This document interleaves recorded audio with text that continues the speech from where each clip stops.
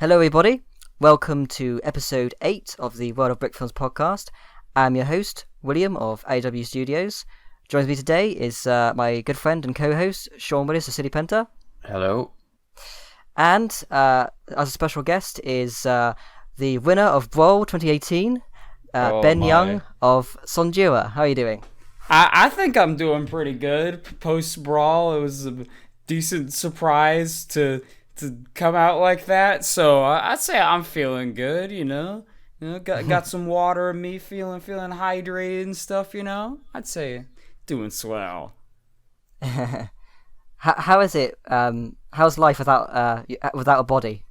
Oh, I'd say it's been pretty nice so far, really. Like, you drop, 120 pounds just like that. It's like, and you just freaking, food just goes right through you, honestly. It just slides right out of you. But, frankly, I'd say it's the best decision I've ever made. And if anyone else wants to partake in this life-changing procedure, just come down to my place, dude. I'll hook you up. Don't worry about it. I love the idea of someone who hasn't actually seen your film clicking on this video and having no idea what you're talking about. Like this guy right here, he can chop your head right off. Chop your body off, really, if we're being technical about it. Yeah, I'm sure they would be very, very interested in researching this procedure. It's a medical miracle. Yeah, but congratulations. It's such a fantastic film. Yeah. Thank you. That means a lot, dude. I think, because when I was watching the BRAWL entries, the first time, I watched that one, and I laughed. I literally laughed out loud. It was just absolutely hilarious. That's crazy, man. That's crazy. Oh, dude, it was like just the quick little story, but I guess just to go off of that, but it's like right after BRAWL ended, I literally had to jump on a plane to fly across the country, and I think some people have heard me tell this already, but I guess just for the podcast audience. And so I didn't end up getting the video uploaded until an hour after the contest ended, because I was on a plane with no Wi-Fi and stuff like that. And so it was, I think, Lucas and maybe I think it was Chris, who were just in a call, and they wanted to watch it just for the first time. And I hopped in there too, and as I'm just running through Denver airport, I'm just hearing into my headphones people just laughing, and I'm like, really? Are you seriously? What? This is my movie? I don't believe that. So it's just it's nice when you spend all that time on that, and then people just have such a strong reaction to it, but I still don't believe it myself, so oh well. Yeah. Yeah, I love the film as well. I was really hoping it would win. Oh, thank you, man. Glad I got some allies pulling for me in the polls. Yeah, it's kind of funny because it's it must feel like. Do you ever have that kind of worries? You're making something that's like a comedy, and do you ever worry that people aren't going to find it funny? Every single time. Every time. It's especially with these ones. It was with this film. It was with my film last year. I think the year before that, where it's the last editing session, just pulling stuff together, especially before I pull in any music or sound effects, just plopping them in there. I'm like, there's no jokes in this. There's no jokes. It's what does anyone have to watch here? It's literally just thing happen. There's no funnies. Where's it at?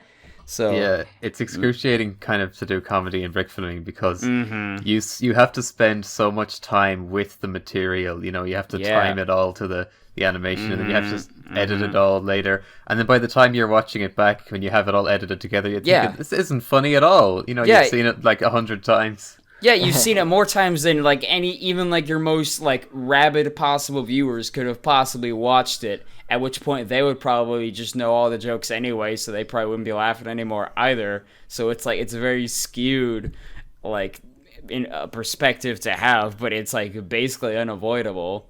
I almost feel I almost want to say, if you are laughing that much when you've been watching it that long, you've either got something really, really, all-time special going on, or, you might be a little strange, but who am I to judge? Yeah, so I feel like you don't have that struggle in other genres. Well, what is it? Yeah, because the one time that I really, really did like a earnest attempt at like a dramatic, I guess I'll just keep it at the Brickfilms specifically, was my Brawl entry from a couple of years ago. Like, I don't know. I think it's skewed just because like that was my one time doing drama, but that definitely sort of felt like to me, you go from going like, oh yeah, I think this might actually be pretty good. This is like, we're just really tense and stuff, to just like as soon as you're done and then you watch the final product, I was just like, oh god, this feels like it's supposed to be a comedy because it has like my voice in it, and then like also sort of some of my janky like just tendencies with animation. So it felt like, at least to me, it read like a comedy, and I feel like that's how that went over. Because I don't think that one did not get received very well whatsoever. So I feel like it has a possibility to crop up in other genres, at least in my case. But I don't know. I don't know. I think in a way that the biggest like worry when it comes to doing something that's like really like overly dramatic or something is the worry that it may come across as unintentionally funny. Unintentionally funny, yeah, exactly, yeah. Seriously, you don't want to get into that territory. No. I mean, I guess if it makes it popular and gets you a lot of money, some people, that's fine for them, I guess. But I'd like to be semi-respected, at least a little bit. But that's like I think that's like kind of like I was big worried. I was doing my VO entry. There were certain like aspects of the film that I feel like are almost comedic. Like there's a shot where like there's the chef and the restaurant owner are like looking out the window, watching the man in the restaurant, and I was worried that came across as almost too funny. Because the face in the window did look a bit funny. Yeah, it was a little bit of a goof, But hey, overall, it's hard to avoid a face just peeking out a window and Lego being funny. Yeah, exactly. Because I always found it's very hard to like find like a truly like serious like stone cold face, because even the ones that are supposed to be like serious, they're always going like so they're not like they're not just looking like a person would be out the window longingly into the void. They're just going like so. Yeah, it's a tricky business. So you did what you could. Funny actually, because like when you think of like the early, like the old like Brickfilms.com era faces, there were a lot of neutral faces that were actually really useful. Whereas now, most of the serious ones look like they're just like annoyed. Yeah, exactly. Yeah. Yeah, those early Star Wars faces are truly neutral. Yes. Yeah. Oh my god, those are great. Like I think it's like, I want to say it's Luke or maybe it's Anakin. I want to say it's Luke, but Luke's got a great just like he's just looking at you. I want to say I have one of those. Popular. That's kind. I'm really happy to say that I've actually got a Luke figure that's like the original, because I love those. It's because it's actually a re-release, because I got one of those books that was like Lego Star Wars minifigure like encyclopedia, like the encyclopedia. Yeah. And it came with a Luke figure, and that head. Oh, I love that head. It's just so cool. Oh, dude. I freaking love me some pre-fleshy like Lego Star Wars stuff, which again will sound very strange to someone who doesn't know what I'm talking about.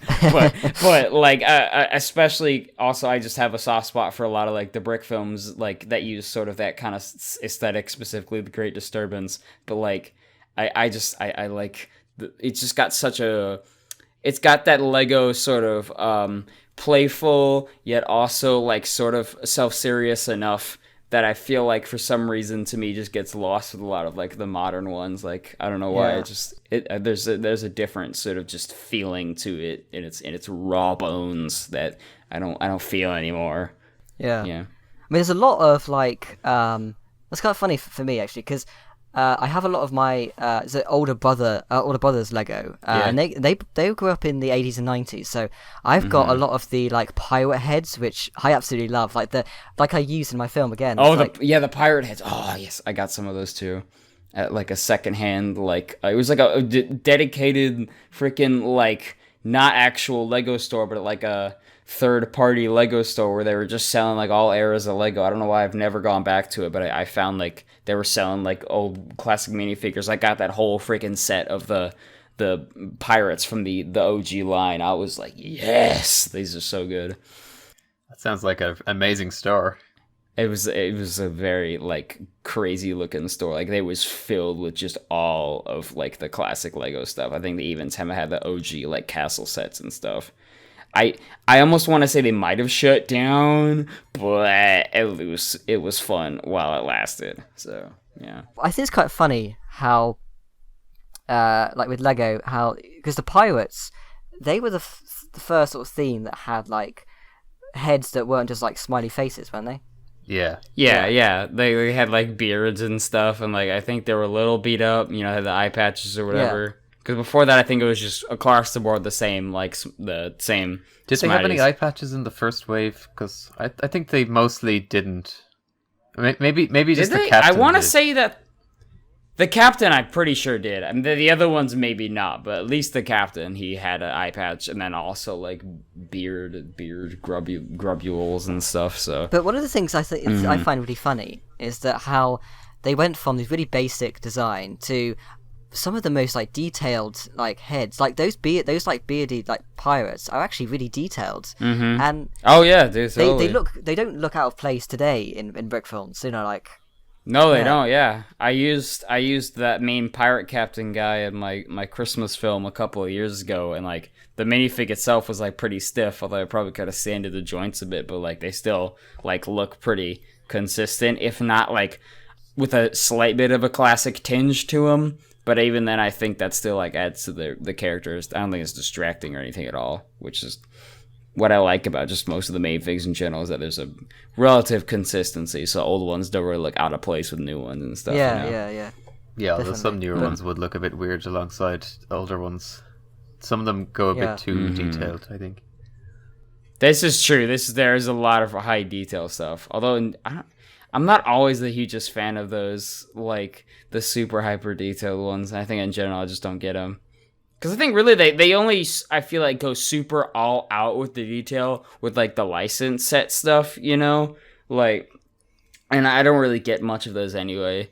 Like, so it's not a big dealio for me. Oh, you know, last year I was so happy because I went to this like toy shop that was they sell like vintage toys. And I found 4 of those cowboy minifigures from the 1996, I think. And like America Outlawed kind of stuff? Those like, exact ones. And I absolutely love those faces. Those ones are so good. The freaking... what was the guy's name from America Outlawed? I forget what it was. Blackfoot Thompson? Flatfoot Thompson, not Blackfoot Thompson. There's Black Bart as well, isn't it, I think? Is that one of them? Yeah, Flatfoot Thompson's the main guy who's about to get hanged at the beginning, right? He's the one with the golden teeth. Yeah. Is that an inspiration on your BRAWL film? A guy getting hanged at the start? No, I was not thinking about that one at all. I mean, I guess were we wanted to start going into some of that stuff, or? I mean... Oh, yeah, go ahead. I mean, yeah, sure. I guess so, yeah. Okay, so, I mean, for that one... It's really hard for me to pinpoint where exactly the specific inspiration of I guess the person getting hanged and then thusly their head just sort of flying off comes from. I know that when the theme first came out, being Kairos, a pivotal and decisive moment for those out of the know, it was like, for some reason, the first idea that came to my head was like either some guy who was dying or some guy like whose like dad was dying for some reason, and then like him having the protagonist having to make some sort of choice with regards to this, and then maybe the devil was in it somehow, and this was all supposed to be like a funny film. So I think I never really got past that, like trying to make that funny. But then I think at some point later, like just the image of like a hanging sort of came up to me, and then like just bada bing, you get hanged, somehow your head flies off, and then you're good. Like, so sometimes I'll just have those really weird haphazard like creative things where it's just like I'm just thinking about just stuff at like 1,000 miles a minute, and then eventually like something will just hit the freaking sticky board in my mind. Yeah. I definitely find that the process is much more accelerated during BRAWL just because of the really tight time constraints. In my normal life, it's much, much, much harder. So, I'm glad that they came to me that quickly. I might. Yeah, I mean, I feel like I don't know what you guys think, but I think this theme was one of the best like BRAWL themes we've had. Oh, totally. Yes, this theme and then last year's theme of experimental, I think, are the best themes that I've had in any contest that I've participated in. I really enjoy the ones like these where it's like, you sort of, you know what it means, but what it could mean could be like anything. Yeah.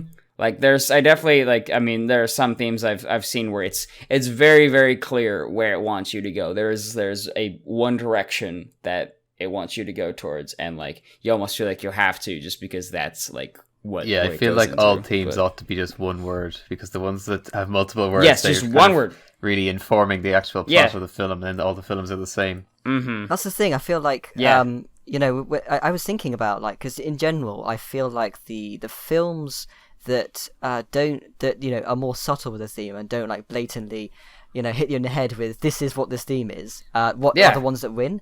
But like I was thinking this year, the theme means that there isn't like an obvious direction you can go with it. There isn't like true. So there's going to get loads of entries like this simply because there just isn't that, Well, the theme is more based around the actual structure of the film rather than the events that take place.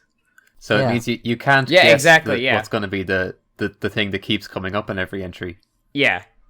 It's not a grand like unveiling where it's like, oh, of course, like that's exactly what would happen. Like for like, most people when they read the word Kairos, they're like, excuse me, what? Like, Gesundheit? Like, I don't know what you're talking about. So, I mean, it's more raw, like, because you have to really like, you've got to make that story for yourself. If not, like, maybe get some other story and then kind of try to weasel it in there. But like, I think if you're willing to hunker down and really like make up a story, it's gonna be a good story. Yeah. But do you remember that one of the entries was based around a guy who was trying to enter the contest and he didn't know what to do with the team, and he looked it up.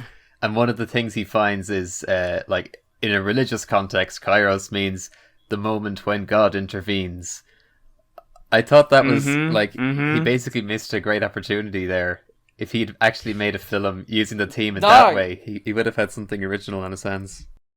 Dude, like, I didn't think about that one, but it's like, I almost want to say it's like every other contest, there's a film like that where it's like about literally the contest itself, and then them having trouble coming up with an idea for the contest. It's at least almost every other one where you get one where it's literally just about trying to make up a film for THAC, or it's not always for BRAWL, but it's usually for THAC. Well, like, there's yet to be a film where someone animates a film about someone trying to come up with a theme that's animating a film trying to come up with a theme, That's it, and then it just keeps going and going and going and going and going. Dude, I would love to see that, because you could make that crazy. Maybe not the most wholly original film I've ever seen, but at least it takes a premise and then it goes there.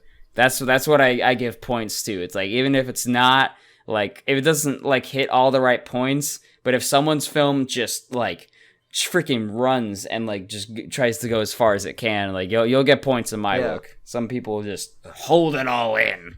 You gotta lay I guess it all in out. A way the action by MP Studio in 2016 was kind of like that, because it was kind of the Lego figures were animating a human, and that human was animating the film with the figures.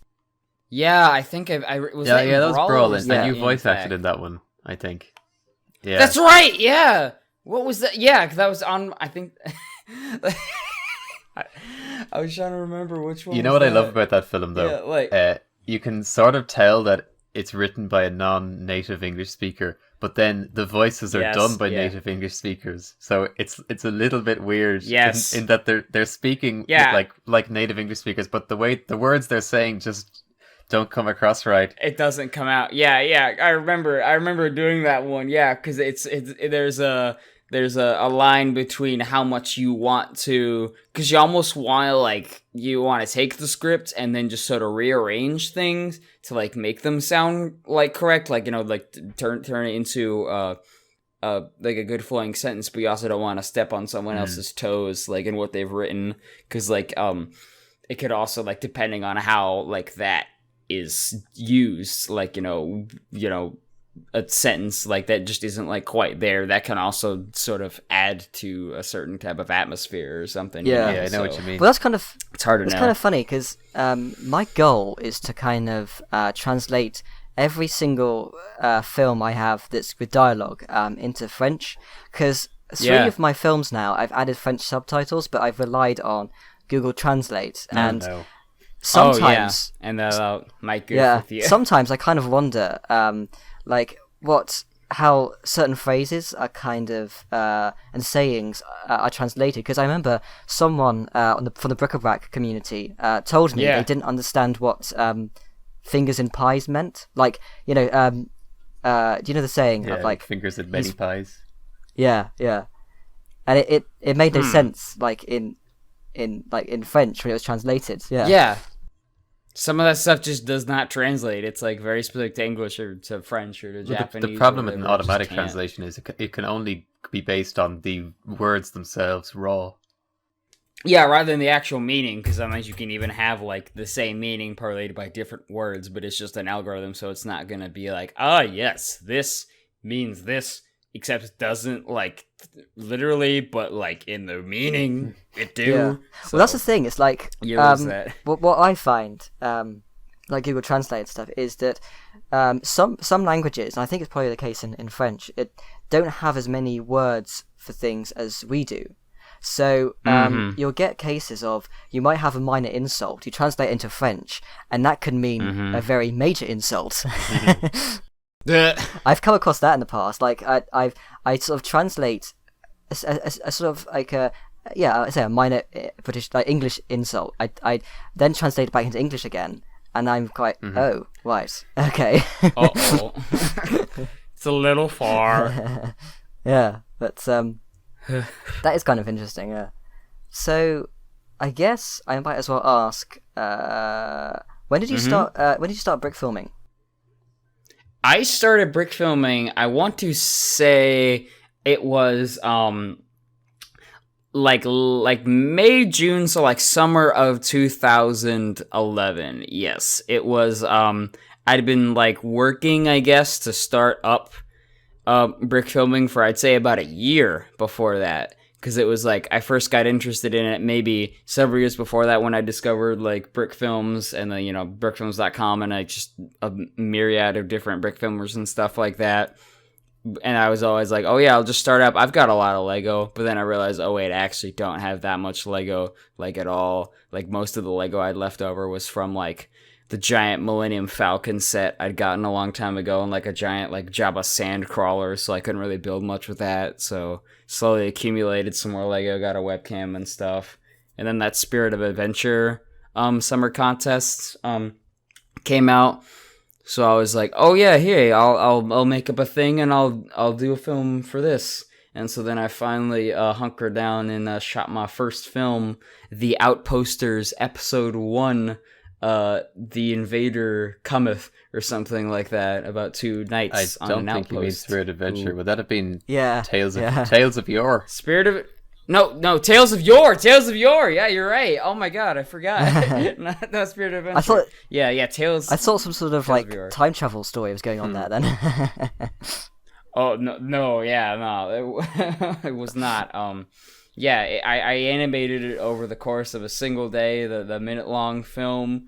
I thought it looked great, but then, like, I, for some reason, decided, because since the film ends with the guy on top of the outpost throwing his spear down and killing the man at the bottom, I was like, oh no, that'd be too violent. I don't want to get disqualified from my very first contest. So I went and then created a second episode of The Outposters where Bigfoot shows up, and then I don't even remember what the rest happens. So yeah, I ended up entering the second episode of The Outposters into Tales of Yore, and I want to say I got, like, 15th place out of 25. So I was like, whoa, like, I'm really good at this point, guys. I got 15th place.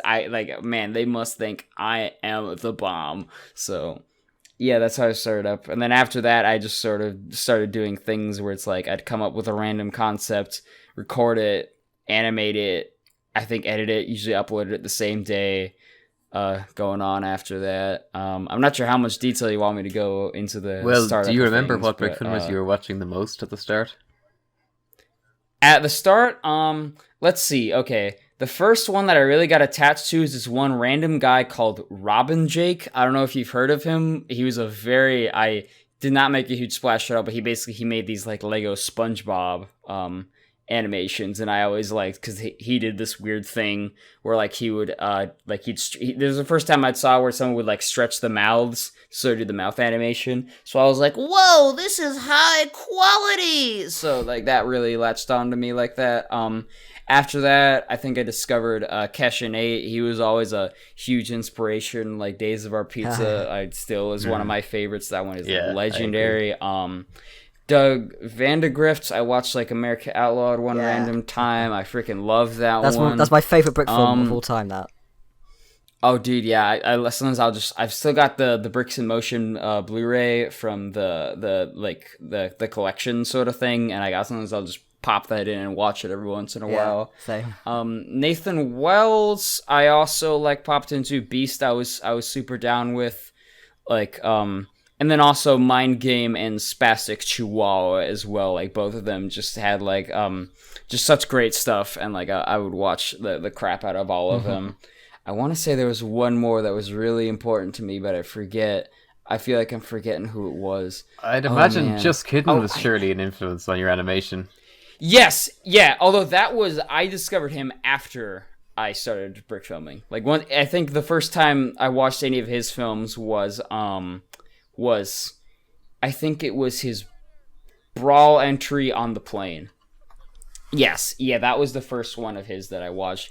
I want to say, like I don't really think I committed to the sort of like the I guess the cartooniness. Although really, I want to say that the style was almost of an accident, but that's a whole nother can of beans. But I don't think I really got into that until I was much farther into my career. Maybe like 2 years of brick filming is when like I started messing with that.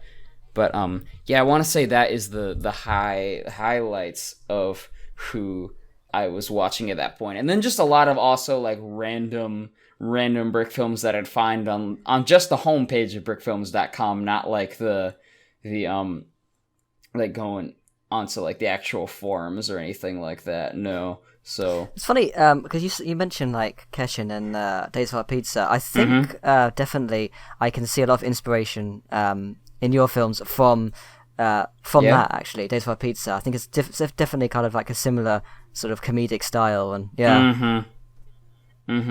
I want to say that my first stack entry, it's like Snowed In or something like that. I feel like it was semi-inspired by. It was both that and then also just like dynamic duo films where it's like just very witty banter coming back and forth and stuff like that. Although it really, I didn't do it that good. So like, I can't give myself too much credit. Oh yeah, Left Field Studios. Left Field Studios was a great inspiration. I love a lot of bad, and then The Great Disturbance. Like The Great Disturbance is another one where I think it's just a fine film that I can just like watch. And like again, the fact that they do having a feature length so well like is impressive on many metrics. So not just in the brick filming sense, it's hard to do that in general. The fact that people will continue to watch it, for a long period of time, that's a big achievement in brick filming. Yes. Definitely. I'm sorry to keep adding on, but Dylan Woodley was the other one that I forgot about. Dylan Woodley is I can definitely see that. I can totally see that. Yeah. Yes. Pancake Island. Honestly, that's all. I don't think I have any more to name drop from that time period. But like, I was like, he was a huge one. Like, I loved reading his blog about the production of his various brick films and stuff that he was doing for a while there, because it was super insightful, and he's a super funny guy who like just. He's a slamming freaking animator. One of the like best. that. Houdini is like next level stuff. Like it's still like crazy. I think I feel like with Dylan Woodley, it's like he absolutely doesn't care how difficult a brick film's going to be. He'll just go and do it. You know. Oh yeah, totally. Yeah, exactly. And spend like a long time doing it and then do a great freaking job. the meat foster the people after he's done. I was like, seriously? Like, all these bands actually, like, reaching out to you for the Lego movie? I was like, whoa. I think that made me realize, like, you know, even though, like, these are just Lego movies, like, they can have a reach, like, much farther than just this weird freaking little community that we got here. And just, like, also, like, since he's only maybe, like, 2 years older than me, the fact that I could be, like, at that age and still make some good stuff, like, was a real big, like, push, I think, to me to, like, really, like, get in gear and try to, like, hone my craft, because, like, I was gonna fall behind if I don't keep it up. Yeah, I feel like next was always ahead of his years, though. This is possible, too, but you know what? Sometimes you need a little kick in the pants, you know? Yeah. Yeah, so, I guess I might as well ask, like, how did you kind of just, like, discover Brickfilm? I guess was it from, like, YouTube and stuff? It was a combination of... Okay, so when I first discovered, like, the internet, I pretty much would just Google the stuff that I liked and then just sort of see what came up. And so part of that was like, oh, I'd Google Sonic and then I'd go on Newgrounds.com and watch all the weird animations of that ilk, like the Mario versus Sonic stuff like that was coming from back then. But then another was just, I think it was just, I would Google Lego, and then one of the top results, especially on YouTube, would be like animations and Brickfilms and stuff like that. So those just sort of came up, and like with a lot of other people, you just see those other films that are being made by people, a lot of them the same age, although I feel like growing up, I pretty much imagined all other brick filmers being, like, at least the really good ones, being, like, 25 or something like that, which is, I'm pretty sure, pretty untrue in most of those cases. But you just think, oh, yeah, I could make one of these, too. And, like, you know, people were making really cool and interesting films that, at least to my freaking, like, 11 or 10-year-old brain, were, like, super cinematic and, like, real actual, like, freaking stories going on here. So... And then, yeah, I discovered the Brickfilms.com, and, you know, that would just lead to discovering even more films and stuff like that. Yeah.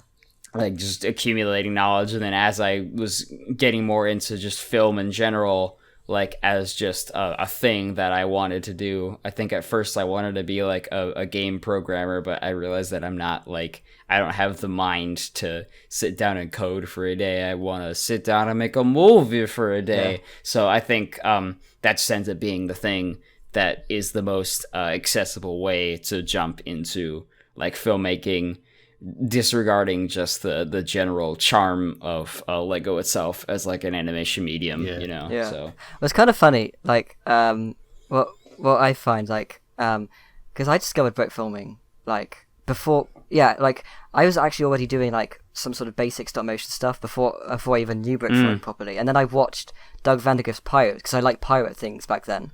And it absolutely blew my mind that something like that could be made. Like, he actually did the music, he did the green screening and all that kind of stuff. Like, how did someone do this? And, like, the voices, like, sound legit. Like, it sounds like, it doesn't sound like, hey, I'm Jimmy, and I'm 12 years old, speaking into my microphone. It's like, you know...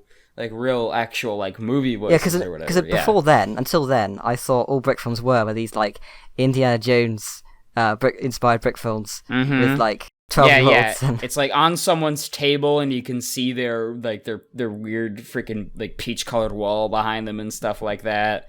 And like they still got sort of weird voices. Although I feel like for me, I was definitely more willing to fill in the blanks for like certain films, like even if it wasn't animated well, my mind would like, you know, it makes it feel like it's better than it is. But definitely Doug with Pirates, that was a big one where since it was like 40 minutes long or whatever and it looked so good, I was like, holy crap, this is a movie. I'm gonna do this in a year. I think at one point I had this idea for like this crazy, if I were to do it now, it would be still like insane, but like this weird film where it's like these it's just like a Men in Black-esque sort of thing, but they like hunt monsters and stuff like that. I was never into Men in Black, but I think that's the most ready comparison or whatever. And I wanted to have this big, huge like fight with a big lizard monster on a subway, and it's like they're like jumping between cars and like smashing through the windows and stuff like that. And I was like, yeah, Doug Vandergrift did a thing like he did. Why can't I do that thing or something like that?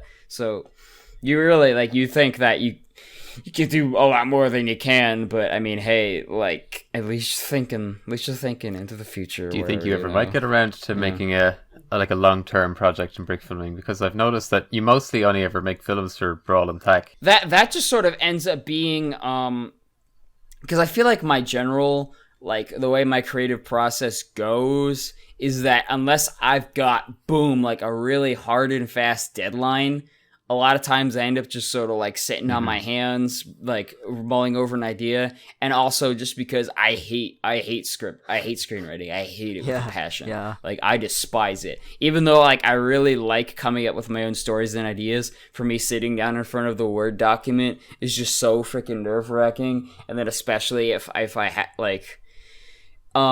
unless I know, like, I have to get this out because I need to do this, otherwise I'm not going to be able to enter, and then I'm going to be sad about doing that. A lot of times, especially, like, if it's just for my own thing, sometimes I just don't end up going through with all that, and then especially in high school, whatever, life would get in the way or something like that, so or I'd come up with another idea or something like that. I think with Brawl and with Thack, and what I hope will happen more when I'm doing stuff for school, not necessarily Brickfilm stuff, but still probably animation things, is that since I have to get this done, then I get it out, you know. Hopefully also I could just get better with just like the discipline with that, but a lot of the times, like, I've definitely thought about, like, you know, there are sometimes where you're just sort of in the mood where it's like, I just want to animate, but like, you don't always have the script for it. Sometimes I just end up doing like test animations and stuff like that. But I feel like I'm more often, and we'll see how it goes as I keep getting busier and busier.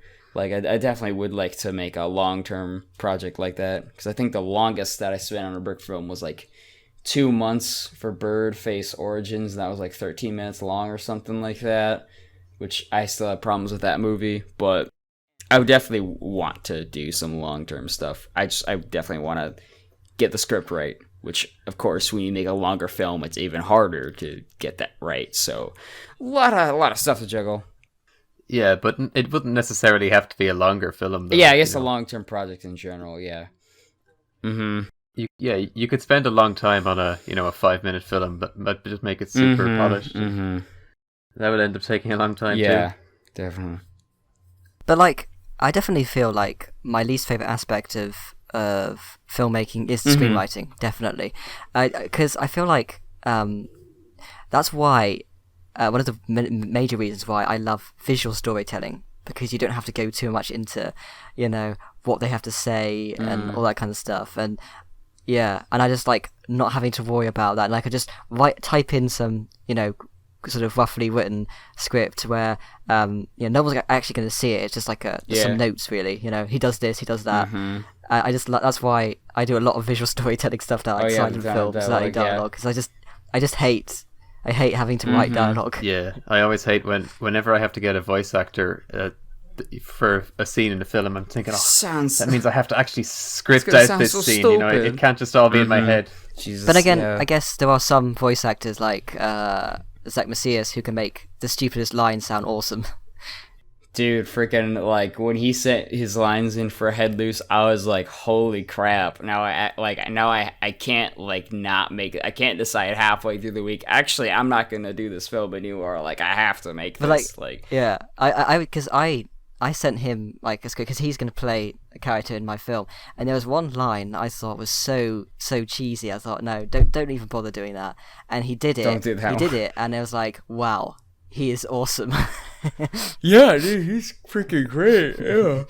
And I almost want to take it back. I don't know if I hate screenwriting. I think it's just it's definitely one of the most challenging things for me, just because you have to really, like, sit down with your idea and then, like, actually make it into something that isn't just a couple of moments in your head that really stand out to you, and it has to make sense to other people, who aren't you. And that's just a really difficult thing to do. I'm coming off of actually the screenwriting class this past semester in school, and that one was definitely very informative, but, like, one of the freaking hardest things is when you come in with your freaking 10-page short film script, and then, like, people just really dissect it, and then just, I don't know if I want to say tear it apart, but yeah, tear it apart for like a big long session. Like I'm like just sweating rivers freaking out of my arms, like going through that. It's very like, yeah, and it's also just very personal because it's like you write this down and then you see what you see in your head, and then when other people don't see it, it's like it's just a mini process of like filmmaking in and of itself. Like pre-production has freaking its own cycle of pre-production, production, post-production. It's this huge undertaking before you even go under your other huge undertaking. So yeah. It's very I don't think it's like very scary. It's not like you hate screenwriting and you like the idea of it, but you want to get on with that. You want to go past. You want to get on with it, yeah. Yeah, I mean, I really like coming up with ideas. I do, yeah, definitely. But I just like to keep them as ideas. Yeah. Oh man. Well, I also just find like I feel like it like a real sense of urgency and that I have a very hard time limit to get this done has definitely helped me get it. When it's just like I feel like I don't know if I could ever really do a film where I'm just like it'll be done when it's done, because it's like I feel like that sense of urgency, I think, really is what shoots my brain into overdrive. Like, I think the last couple times that I made a film that weren't for BRAWL or for THAC was his Birdface Origins and then the Procrastinator's Valentine's Day special. And both of those were times where I was like, okay, for Birdface, I want to get this out on Christmas Day. So I've got to do this, like, I got to keep going and going and going. And I was freaking editing at the family Christmas party. While this other stuff was happening, because I was like, I've still, like, I'm only, like, 6 minutes into the film and it's freaking twice as long as that. So I got to keep doing this. And then for the Valentine's Day special, it's obviously got to come out on Valentine's Day. So I think going into the future, I would hope to work with more of those. I mean, obviously, I'm just going to have more deadlines in general, but, like, having those, I think, is what really, like, it gets my brain, like, actually thinking, because there's more dopamine going, Yeah. That is a good idea, to even set a deadline for a film. That isn't for a contest, like Christmas Day or Valentine's Day. Good for SEO or whatever. I feel like Get you good clicks. I think there's, like, good points with like both ways of doing it. I think in a way, if you don't try not to make a deadline, then you can make it as polished as possible. But having a deadline does stop you from procrastinating, and it makes you think, let's do this. We've got to do this. And I think because you're gonna have a deadline for like most crazy stuff, especially if you go into the professional world. And I think it's like it makes you think outside the box more, which I think will almost make like better stuff, like just because like, who can say, I mean, if you spent like 3 days on a scene versus like a day of you going into overdrive, who's to say which could have turned out better? Because either way, like, if you're putting all your freaking beans into making that, like, you can still really get a good product out regardless of like the time. It's just you need to tailor your process to like what you've got the time for. So I don't know. I think it's also just in general for me, it's like I'm a very freaking neurotic person with most stuff. So it's like I almost feel like when I have time to think, I'm almost very just going to be like, no, I shouldn't keep going. Versus like, again, if it's go, go, go, I don't have time to think about that. I'm just like, oh, let's just do it, So, yeah. Yeah, it's nice to not have time to think. That's what I need more of. Yeah.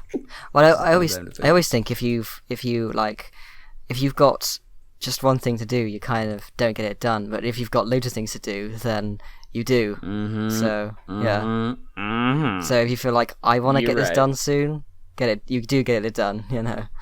Yeah. Whereas I feel like if you don't have a deadline, you run the risk of making it drag on for years, as is the case with some brick filmers.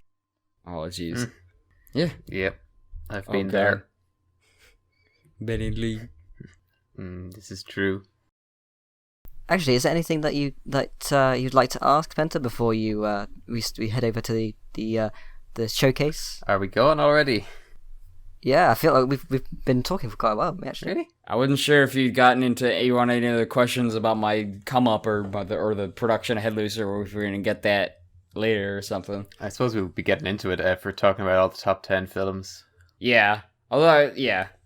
I don't know, is there any questions I'd like to ask, actually, like, before we do that? Yeah, because all you asked was just, like, what filmers inspired me, and then how did I start, and then we would go on very big tangents, so I wasn't sure. Tangents are good, though. Very good, very good. Yeah, let's just get into it. we can talk about stuff afterwards if needs be. So yeah, let's start going through the top 10 now. Oh, going the top 10 of Brawl. Wow. I suppose we'll go from 10 to 1. Yeah. 10 to 1. Unlike like previous episodes, we're actually doing something a little bit different this time. So we're actually going to count down the top 10 winners of BRAWL 2018. Pew, pew, pew, pew, pew, pew, pew. Top 10 films of BRAWL. Pew.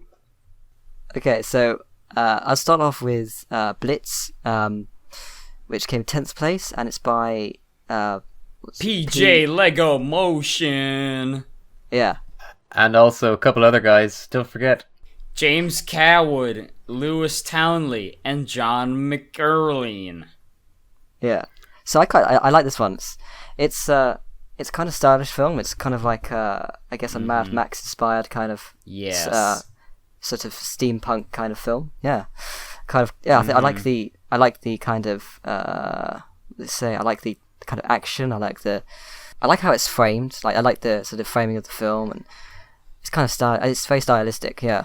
And I like the music and all that kind of stuff, but yeah. It makes use of a very small set, because I'm almost positive this was filmed on one single base plate, but it makes it sort of like feel like it's a lot larger than it is. So I think it's a good use of space right there, you know. I really like a lot of the arm out of socket animation. I thought it was well done. Yeah, I forgot about that too. That's some very nice stuff. I like some good breaking boundaries there, you know. I like that kind of stuff, yeah. I do that quite a lot, and it does, if you do it right, it does look really cool. Yes, sir. Yes, sir. Yeah, so, what are your guys' thoughts on this film? I really liked it. Yeah, I enjoyed it too, having just watched it about an hour ago. Like, it's pretty it's short and to the point, so like it doesn't really drag itself on for that long. That's what I can say about it. I feel like at least with its general sort of like style and like just like the niceness of how things look, I feel like it brings itself at least a cut above other sort of actiony like shootout brick films, you know. So I think it works in that regard, definitely. Yeah, definitely. Yeah, I do feel like there was more to it than an average just a fight in a brick film. Mm-hmm. Yeah, like because sometimes I think with a lot of these kind of brick films, it's kind of like you have like an action scene and that's it. Mm-hmm.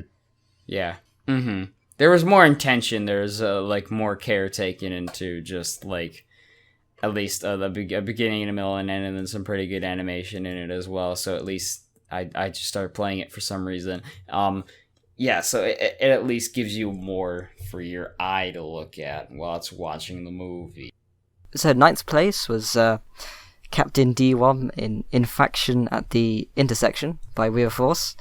So yes, in the same cinematic universe as the 5th place film Margret's Pretzels by BRAWL, but we'll get to that one in a sec. It was kind of funny because like I watched this one first before I knew that it was kind of like a cinematic universe, and it's kind of funny because there's a couple of things that I feel like you don't kind of get until you see the whole picture.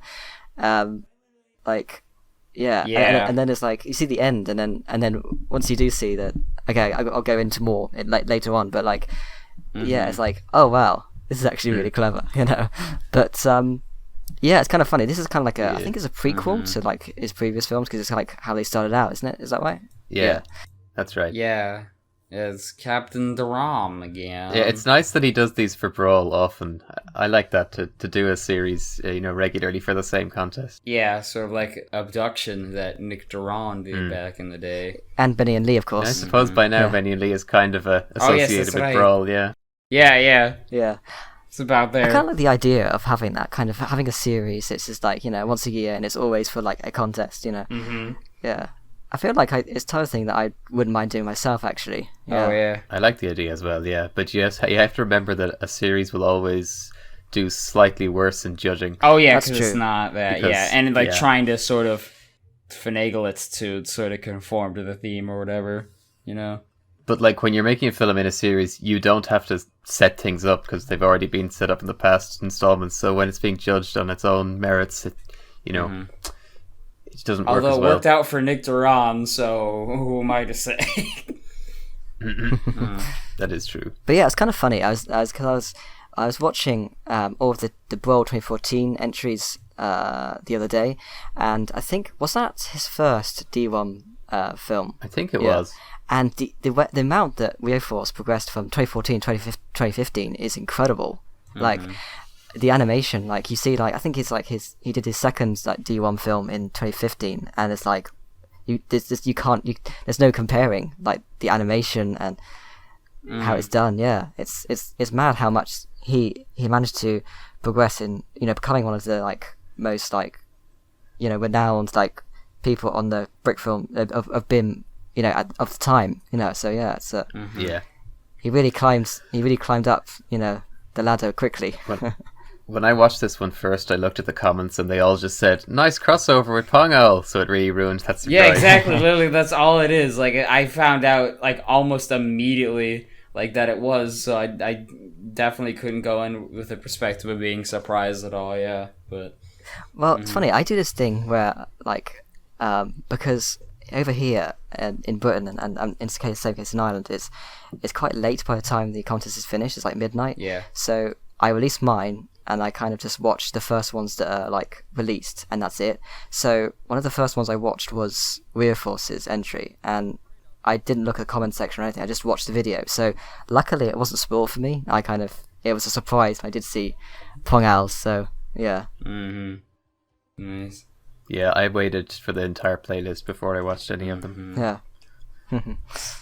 But yeah, I again, as with like all of the D1 films, it's really entertaining, and I like his kind of wacky comedy, and yeah, it's yeah, I like the characters. Yeah, I like as well. I just like how that kind of like tongue in cheek like way he does the ball element, where it's like he raises his hand up and it's like he's got like a blue like Lego piece. A classic way to do it. Yeah, classic I just like way. That's kind of funny. Yeah. Yeah. I also like Lego Island. Was that an element in this? I forget. The DRAM is well, the series isn't really based on Lego Island. But that's a character from Lego Island? The character originates I'm there, not as familiar with those games. I wish I was. But yeah, I played Lego Island a lot. I did many not years have ago. it. It was the Lego Star Wars and stuff for me, like a freaking regular goofboy, Lego Island 2 was my childhood, literally. Lego Island 2 is mixed opinions about that one. Really? Controversial though. It's third person perspective, I think maybe, so you can't go wrong with that. Especially if you ever read the behind the scenes of like how they they treated the original him like Lego Island. Garbage. Like what did they like fired him like right before the game came out, so they couldn't get any residuals or anything. Just before so it they came just out. couldn't get anything. That is a little poopy. Although the game itself, technically, you almost want to give it credit thusly, because they didn't get the credit when it first came out. So I mean, if it's good, I guess you want to be like, good job, you did it. You should have got recognized. What kind of weird about like Lego Island 2 is that it starts off super easy and becomes ridiculously hard. I have no idea. I have only watched a couple of videos of it. I've never played it yet. Yeah. It's been a long time since I played Lego Island 2. But yeah, let's get stop that. But with the movie Brickfilms. I enjoyed this one too. I feel like it's odd to say, like, my favorite part is the way that Captain Durham, she's got her legs kind of like rested up on the dashboard of the car. I don't know why, but that really satisfied me. It's a nice shot. And then at the end, when the car just sort of slowly pulls away, and then the monkey comes up, I'm a fan. I'm a fan of those scenes. I like a good one of those in a movie. And the guy is stuffed in the back of the car, and his head is just clean off. Man, dude, I think it's a Headloose crossover too. I don't know what you're saying. I think I might have slid into my cinematic the universe. BRAWL 2018 cinematic universe. There's always one, dude. We had what was it? The World Brickfilmers World United or something like that. You remember? It was Earth United EUB. Yeah, we had that for 2013, and then we had No Crown broke out for that one fact. That was I like some crossovers in my movies, Some good stuff. But yeah. Okay, so you go to like number 8. I think that Who made this Penta, movie? Yeah, some guy I don't know. I think he's from Ireland. Yeah. Oh, that was me. I was thinking. I had to go look at the wiki and say what did come 8. I don't know, So dog. I guess you might as well. Yeah, give us a little whirly gig about Benny and Lee in World of Purecraft, Roman numeral 2. Well, yeah. So because this was the 10th anniversary of BRAWL, and I made World of Poorcraft for the very first. Oh, I didn't BRAWL realize that 10 was years for ago. the first one. Wow, nice. Yeah, because of that, I knew no matter what the case was, I'd be making a film called World of Poorcraft. Oh 2. jeez. Oh no. Oh. So that's how that came about. Yeah. I mean, that's about it though. There weren't really many other ideas going around other than the fact that it was obviously going to have to be about a video game. It's kind of funny because like I was chatting to you quite a lot during BRAWL, and I know that you really did enjoy like how to do all the dialogue animation. Yeah, there was a lot of dialogue animation because the film came out much longer than I expected it to. Geez. Yeah. Yeah, like with the ideas I had in my head, I thought it was going to be about 3 minutes long, and if I'd known it was, a 5.5 minute film, I probably wouldn't have. You never want to know that, you always want to go in blind. Yeah, that's kind of my thinking is if somebody asks how did you manage to make a 5.5 minute film for BRAWL, I'd say the only way I did it is because I didn't plan to. Yeah, it just happens. Then you put it on the timeline. You're like, Jesus Christ. And you've come too far. Yeah, to exactly. And you're like, Yeah. I guess I gotta get sound effects for everything.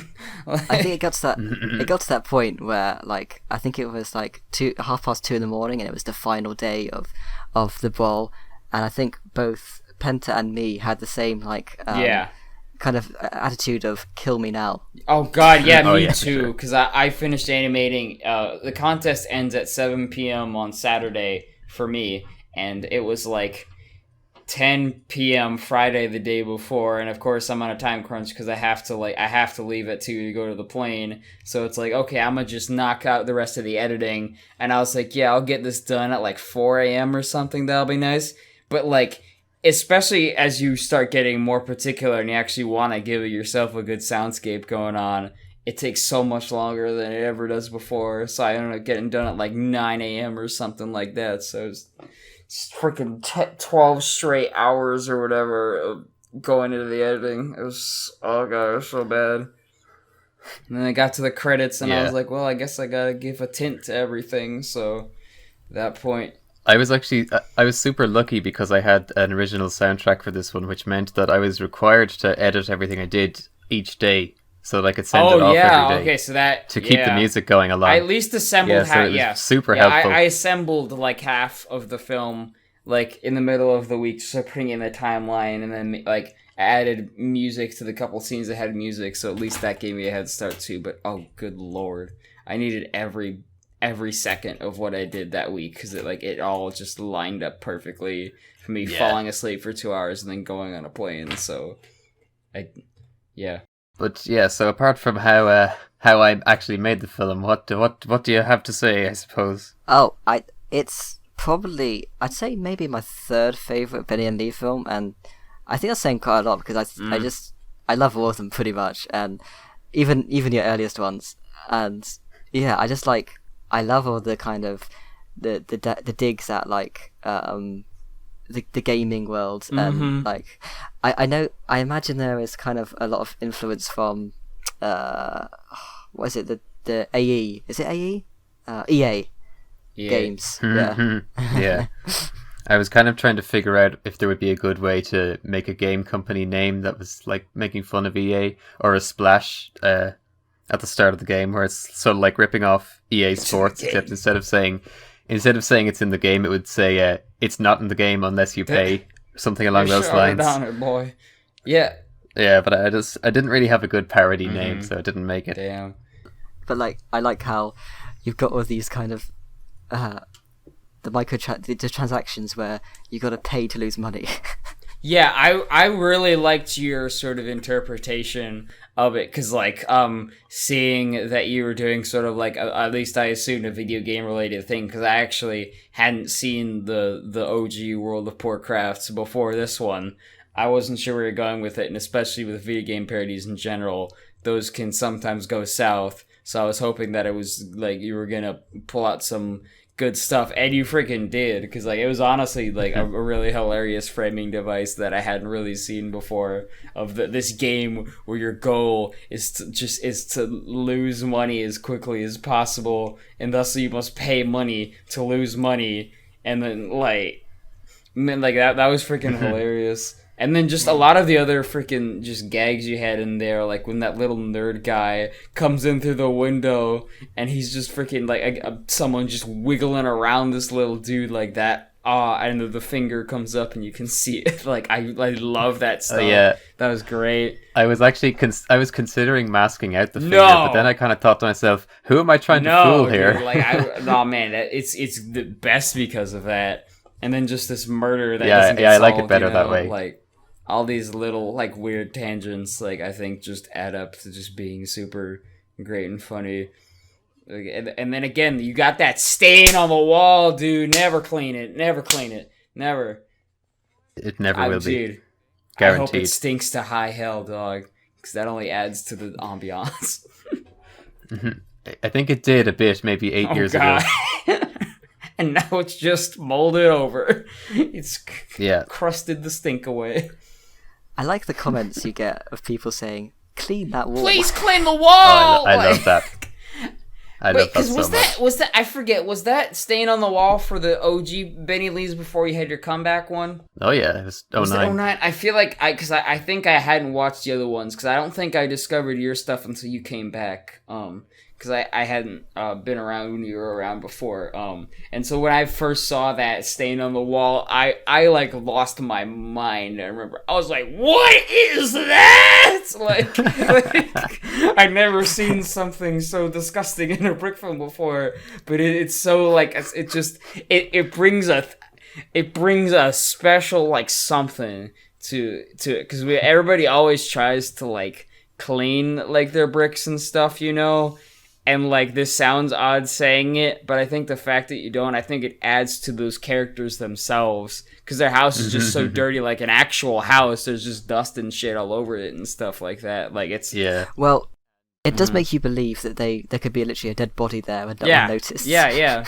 And then even just for all the films beyond slobs. This one, where it's just, they're just slobs. Like, it's freaking art design. It's freaking, like, this is filmmaking right here. And this is all, like, this is legit, yeah, like, I think it very much adds, like, a character to the film.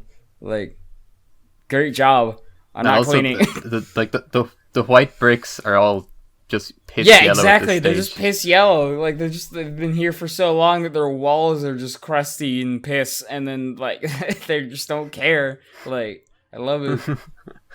And they still haven't fixed that problem with the wall next to the door. Mm-hmm. The hole next to the door is only there so that when they come into the house, I don't have to animate them walking over the flat, the flat doorway. Dude, that's a pain. That's such a pain.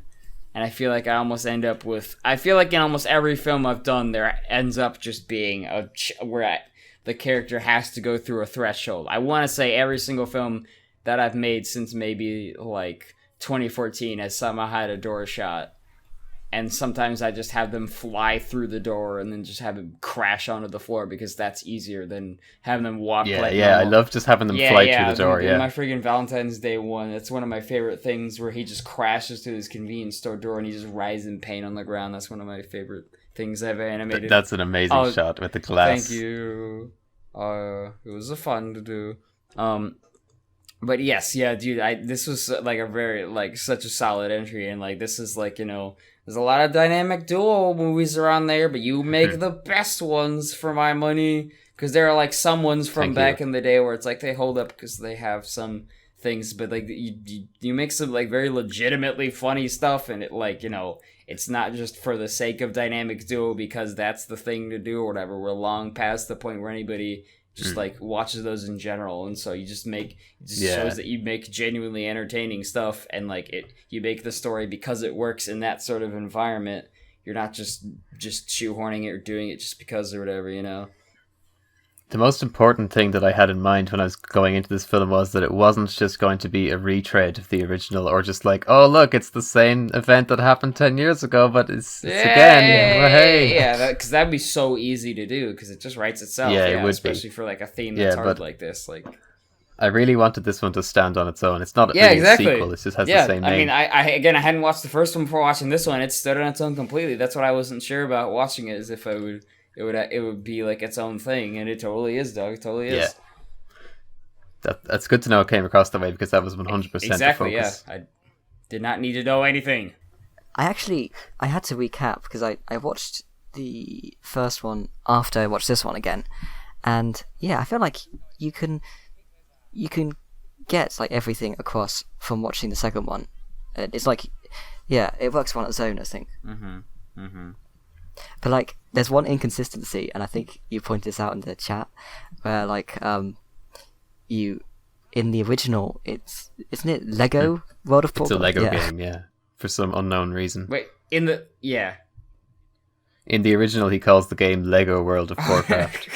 Well, they've advanced, you know. It's not kids games no more. This has got to be realistic, and by realistic, as in real to our world and not their world, which I guess wouldn't make sense. Yeah, I just explained it away in Discord by saying that the developer, after getting so much money from having made the first game, they just bought out the rights to the idea and continued without Lego publishing it. Yeah. So much success from poor people.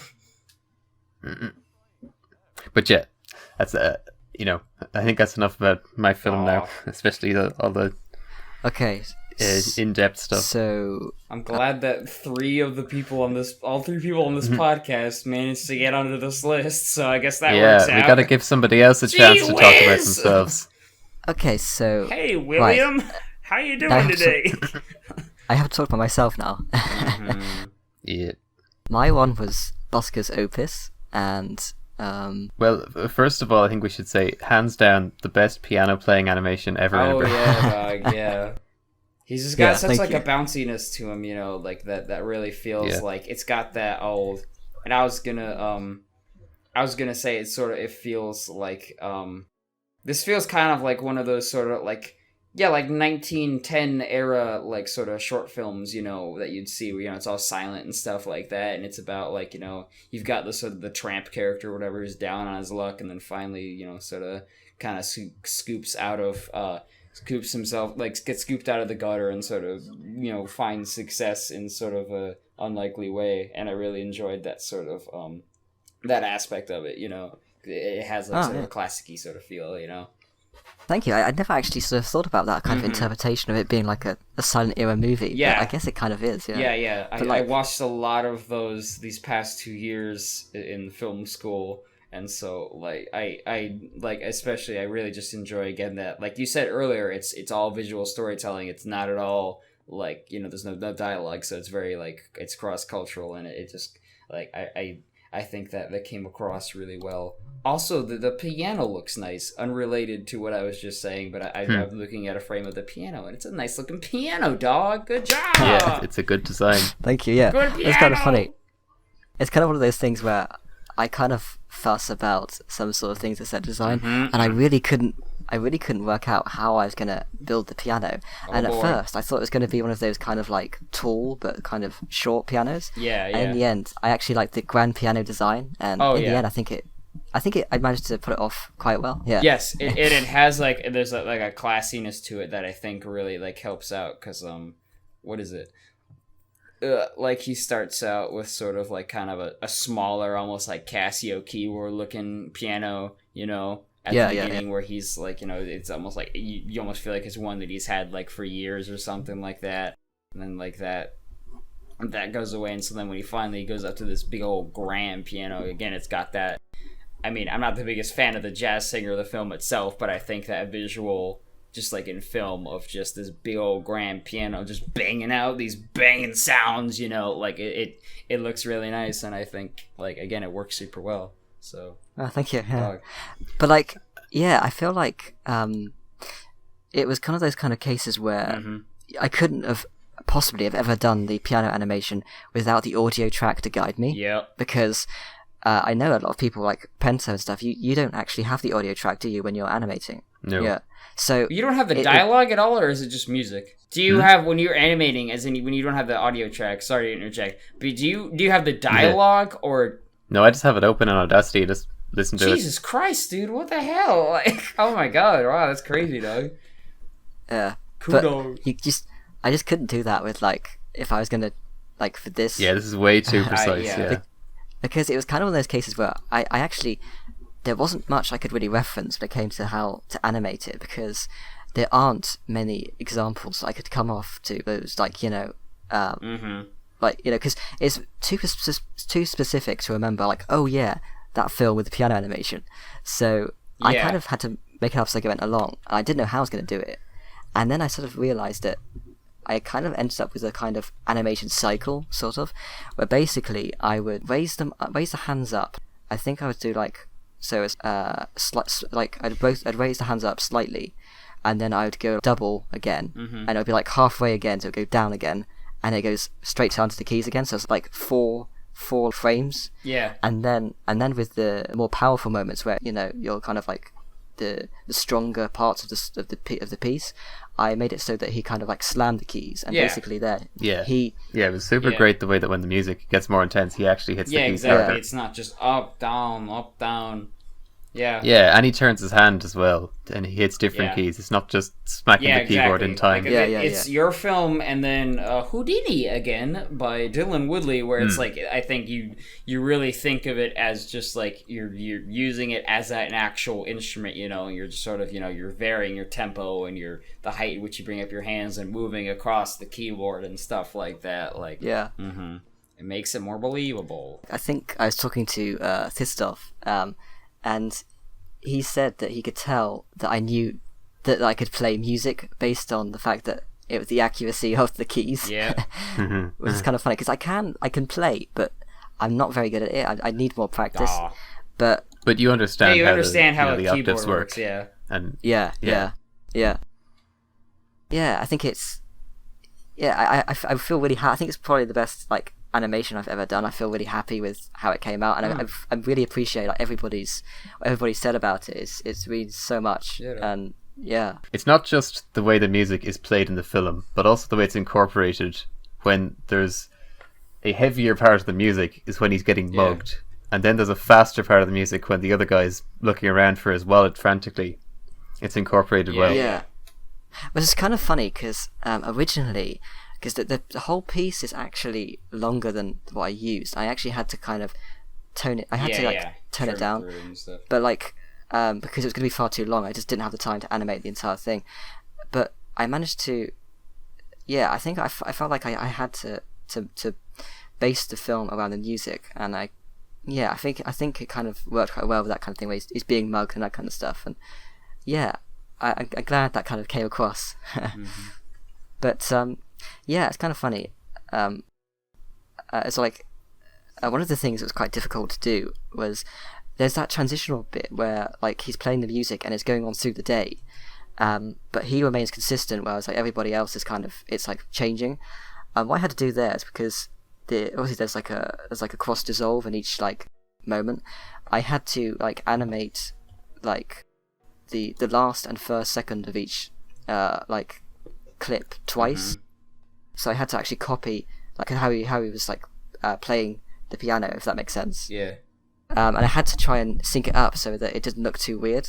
But yeah, so but yeah, it's I think it's probably one of the first Brickfilms where of mine that you could probably tell it's inspired by what we've been talking about in the podcast, and yeah, you can tell for sure, because it's like I was inspired by like the letter cognizance and in the set design, and also the style of film it is, because it's like it starts off like the man's getting up, and you know he walks around the street.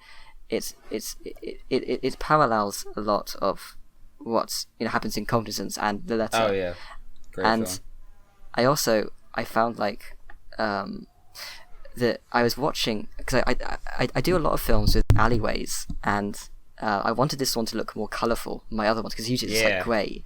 Just very grey, not. super standing out, you know.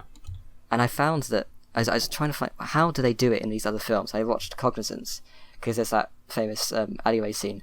It's blue and red, and I actually copied the blue and red design. Yeah. You know, for the walls, because I thought that looks perfect. And yeah, because you like. On one hand, like, when you're doing a serious film, you almost think, oh no, I shouldn't use, like, these colorful things and stuff like that, because that's not serious. But, like, you know, not all buildings in real life are just gonna be, you know, like, freaking brown and gray, although I guess that's probably a lot more common. But I think also just the colorfulness, I feel like it almost gives it a nice contrast to sort of the events that are happening and stuff like that, if that makes any sense, you know? Like, it feels more lived in. At the end of the day, it's still Lego guys with big smiles on their faces no matter what's happening. This is serious! Please! Yeah. But, like, another thing I want to point out is that there's definitely inspiration from Culmination. I don't know if you've seen that film, but... I want to say... Who did it? Oh, God. Nate Mancini. You probably haven't seen it. What was the guy's name? Nate Mancini. Mancini. But, like, it's kind of... we've been talking about him a lot recently. We talked about it on the podcast before. Yeah, and it's... the story is very much based on that. It's kind of like these people in the streets performing music and you know, trying to find that. I was just really inspired. And I think... Should link me to it, yeah. I've been obsessed with this film since seeing it, and I wanted to make a film that has the same kind of heart and stuff to that. So that definitely was an inspiration. Sorry. But so I think that's pretty much it. I don't think there's anything else I need to say about this film. But I really appreciate everybody's, like, you know, kind words. And yeah, dude. Yeah, Good I think stuff, it's probably. I feel like it's probably my best film. Yeah. Mm-hmm. I think I agree. Yeah. So, shall we head over to sixth place? Yeah. Yes. It's simply by far and away futures. Yeah, so there we go. I'm really happy to see this one make the top 10 because I love this one. It's got a nice kind of like metaphor to it, and it's I really enjoyed it. It's I it actually took me. Go ahead. Yeah, it took me like a second viewing to work out that it's all like in his head, because at first I thought it was like something actually happening to him. Yeah. But then I realized that it's like a fork in the road. For decision, fork in the road. Yeah, what should I do? Like that stuff. Yeah, I enjoy Brickfilms with the actual good metaphor like that. And I think it has some really great writing. I thought it was one of the best written films of this BRAWL. Definitely, yeah. And I just really love this film. I was really glad to see that it made the top 10. Definitely. I'll get out my one big criticism out of the way, and this will probably come across as hypocritical based upon my history, but I feel like he could have trimmed it down and had it more get to its end point, into its like its sort of reveal of the point a little quicker, because sometimes it did, at least to me, it sort of felt like it was spinning its wheels and not really getting to another sort of step, and it was kind of repeating. It felt like some of the same stuff as it went. I guess so. Because it's like it's in this one area, and the fact that you're just sort of cutting back and forth between these two guys sort of talking to each other with gradual reveals after a while. At least for me, the first time that I watched it, it sort of got repetitive after a while, and then of course it would add the stuff like the car, which was great. Like, I love the animation on that. Like, that looks so good. It just sort of felt to me maybe like it could have gotten a minute and a half off of it and got to this point a lot more succinctly. I feel That's true. Yeah, I feel like you might not even really need to alter the story that much, just sort of get rid of some things, at least for me. I feel like it's a pretty long film, especially for BRAWL. And yeah, and at least for me, I think the fact that it's just in the one area, I think, which makes sense based on the story, but I like expediency in narrative. I think the first time I watched it, it was like you say, it was the night of BRAWL. And I watched it, and it was kind of like, oh, this is quite a long film.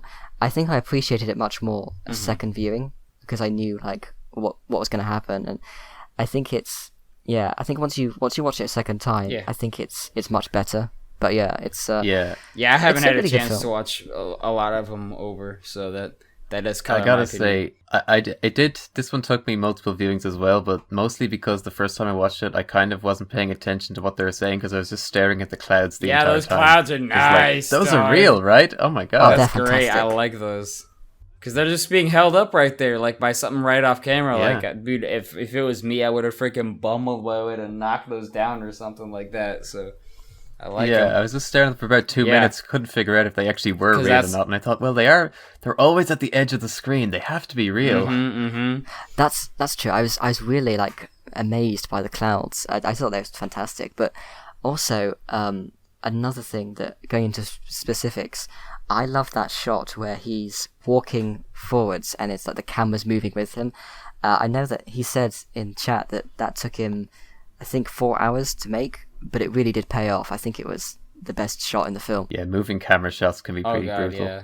Oh yeah, I'm seeing it right now. Yeah, good stuff. I mean, it lasts a pretty long time. Yeah, and like overall, like despite getting the criticism out of the way, I definitely like the film. Like it's got a really nice, like, bright set design. I love just the nice, I guess that's teal of the sky. I think it really just, like, it's a very simple and, again, like, pretty small set, like Blitz as well, but I think it works just for the story, and, like, it gives a lot of opportunities for some nice symmetrical little shots, just in general good visuals that I really enjoy. And of course, that actual I also like is great too. Like when the car starts talking. Yes. And it hasn't been established or anything. It just does, know, it just suddenly starts talking. And then at the end, it makes sense as to how the car could be talking to them.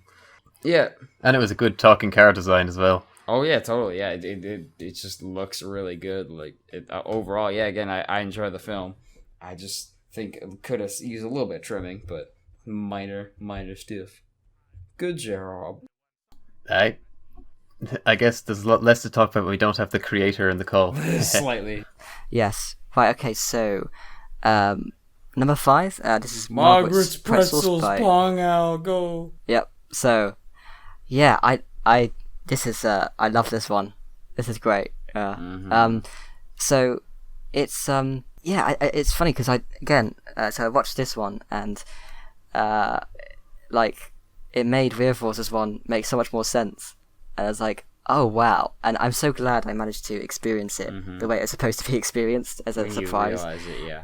And it's like, oh wow, this is awesome. And yeah, I feel like I would have gotten more out of it if it hadn't been spoiled for me. Yeah, me too. Definitely. But overall, yeah, it's a very it's pretty visually cohesive with what Rio Forces was doing. It has the same sort of bright lens flare, like sunsetty all the time sort of like vibe to it. So like it's just really nice to look at. But again, it gets injected with sort of a lot of Pongal's individual sort of style with his animation. Like I feel like some people have mentioned it before, but I love his little thing where I guess he sort of sands down the minifigure heads enough that he can kind of bob it around like a head sort of moving. Yeah. Like I'm gonna steal the crap out of that. Like I feel like that could be influential. I think people are, a lot of people are thinking, what if I stole that? Yeah, exactly. Hey, I mean, it's not what makes the movie, so hey, it works good. Like, and it's another way to make freaking minifigures talking not be the most boring thing you've ever seen in your entire freaking life. So like anything for that. Maybe we'll see someone talking like that, with the heads moving around, and someone playing the piano as well. Oh, dude! And their arms will be coming out of their sockets, and the YouTube will explode. My dog might explode. I think the only thing similar I've ever seen before is it might have been Just Kidding who chewed on the necks of the minifigures to achieve like random wobbly movements. Of course, Just Kidding chewed on the minifigures. It's great. Although you could probably don't have to chew on them, but I mean, whatever fits. I mean, I'm down with that because it gives you your own flavor that really just injects itself into those minifigs. Gives you flavor, literally. Yes, yeah. But yeah, it really adds to like a really nice dynamic. I really like how it looked, and it really put it off fantastically. It was fantastic animation there. But I just love again. I don't think there's anything wrong going into spoilers, is there? That's Who cares? Not at this stage. But like that, you're not going to get a lot out of this if you haven't seen the films as well. Yeah. But that ending is just fantastic. Like that guy, and you realise in the end that he's just done nothing wrong, and he's the one that gets arrested. That is hilarious. It makes the ending of both films just that much better. That much better, isn't it? Yeah. You know what else I like about this is that he sort of implies a ceiling at one point. At 2 points really. At the start there's rafters, and then at another point in the film you can just see like a fraction of the ceiling, and there's lights in it. It's just nice to get that in there. Oh yeah, dude, freaking if I can get a ceiling in my Brickfilms, I like that. I'll take that. It makes it feel just like such a fuller room. That's how you get top 5. That's how you get that top 5. I mean, I think it almost feels pretty consistent. I remember Squash did one with a film he did a long time ago, and that got that too. So, hot pro tip for you young little brick filmers out there: put a little roof on that brick film. Put a cap on that. You'll win instantly, please and thank you. So, yeah, is there anything else you guys like to say about this film? Yo, it's good. Good job, Pong. Wow. Let's just talk about the ceiling again. Yo, good ceiling, dog. 10 out of 10. Cap that ceiling off, please. Of course, one thing I want to point out: sub to Pong out. True.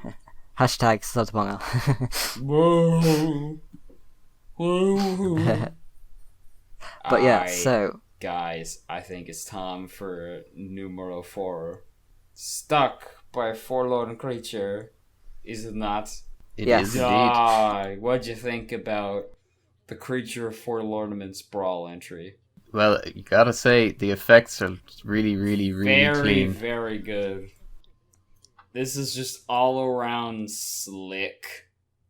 And the fact that he did all of this stuff again in a week, it makes it even more impressive. And the fact that it looks like very polished and like, I mean, I'm looking at the freaking one scene where he like jumps off the moon, like, and then he gets pulled back into its gravity and then flips around and slaps into the other side. And it just looks so clean, and like again, it's just it really pulls off that sense of both weightlessness and then also like getting pulled in by the tug of gravity, like, which is a very difficult thing to do just because it's such a weird concept that doesn't exist, at least in.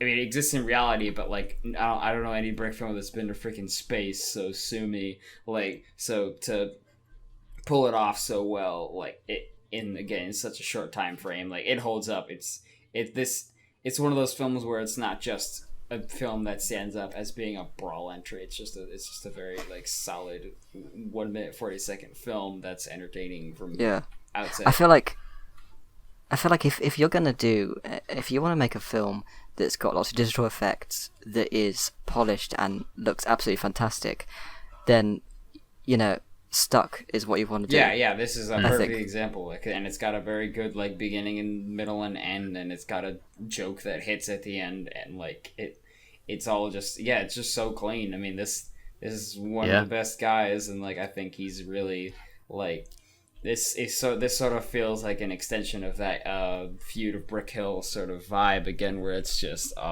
such a simple, goofy little sketch with an inordinate amount of polish to it that really just like has a very definite sense of style and charm to it that feels very specific to him. I just love that bit in the end, and he doesn't need that phone anymore. He throws it away, and it goes all the way back to the planet.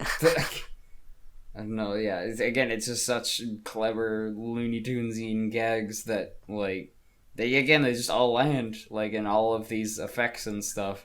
People, always like, oh, no CGI or no whatever, but like again, if it's done this well, it just works. It's not just some freaking Jimmy Two Shoes Lego brick filmer doing freaking like motion effects in Sony Vegas. It's all intentional and it all works well.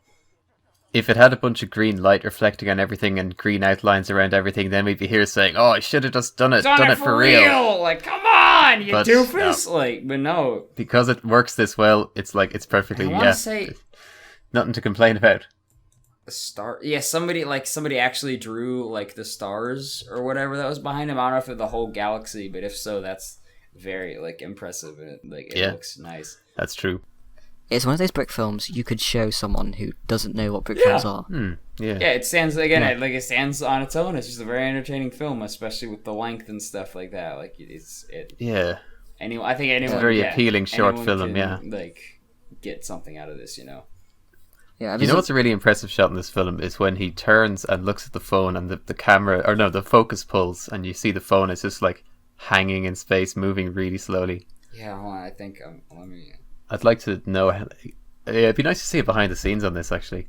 It would, actually, yeah, I'd love that. I wonder, because what I'm thinking is that he shot 2 different plates, and then he That's what I'm and thinking, then he had camera blur on one plate, and then camera blur on the other, and just sort of sync those up. That feels like it is to me, because there's nothing in between that suggests, like, the focus sort of rolling across the landscape into the phone. It's like, I think all you have to do is just blur one, and then blur out the other, but...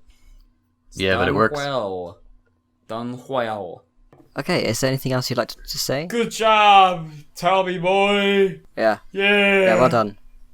Fantastic film, yeah. Loved it. Oh. And it's nice to see another brick film. Yeah, It's been a while. I think it's been since the Feud of Brick Hill, since we got the last one. I think, like... Well, there was a TAC winner in between. Oh, that's right, you did the TAC, yeah. Was I? Yeah, that was the last TAC that I entered too, 14. Yeah, so there you go. Never meant to be. Never meant to be. So over a year. Mm-hmm. It's like that's the SAC entry that everybody knew. Yep, I've lost. I got lost. True. There's no more. But yeah, so Fusilade by Twickle. Yeah. As soon as you see the opening shot, you know it's going to be in the top 3. Yeah. That's so clean, so clean. And he's coming back to the good old 4x3 days, the classic.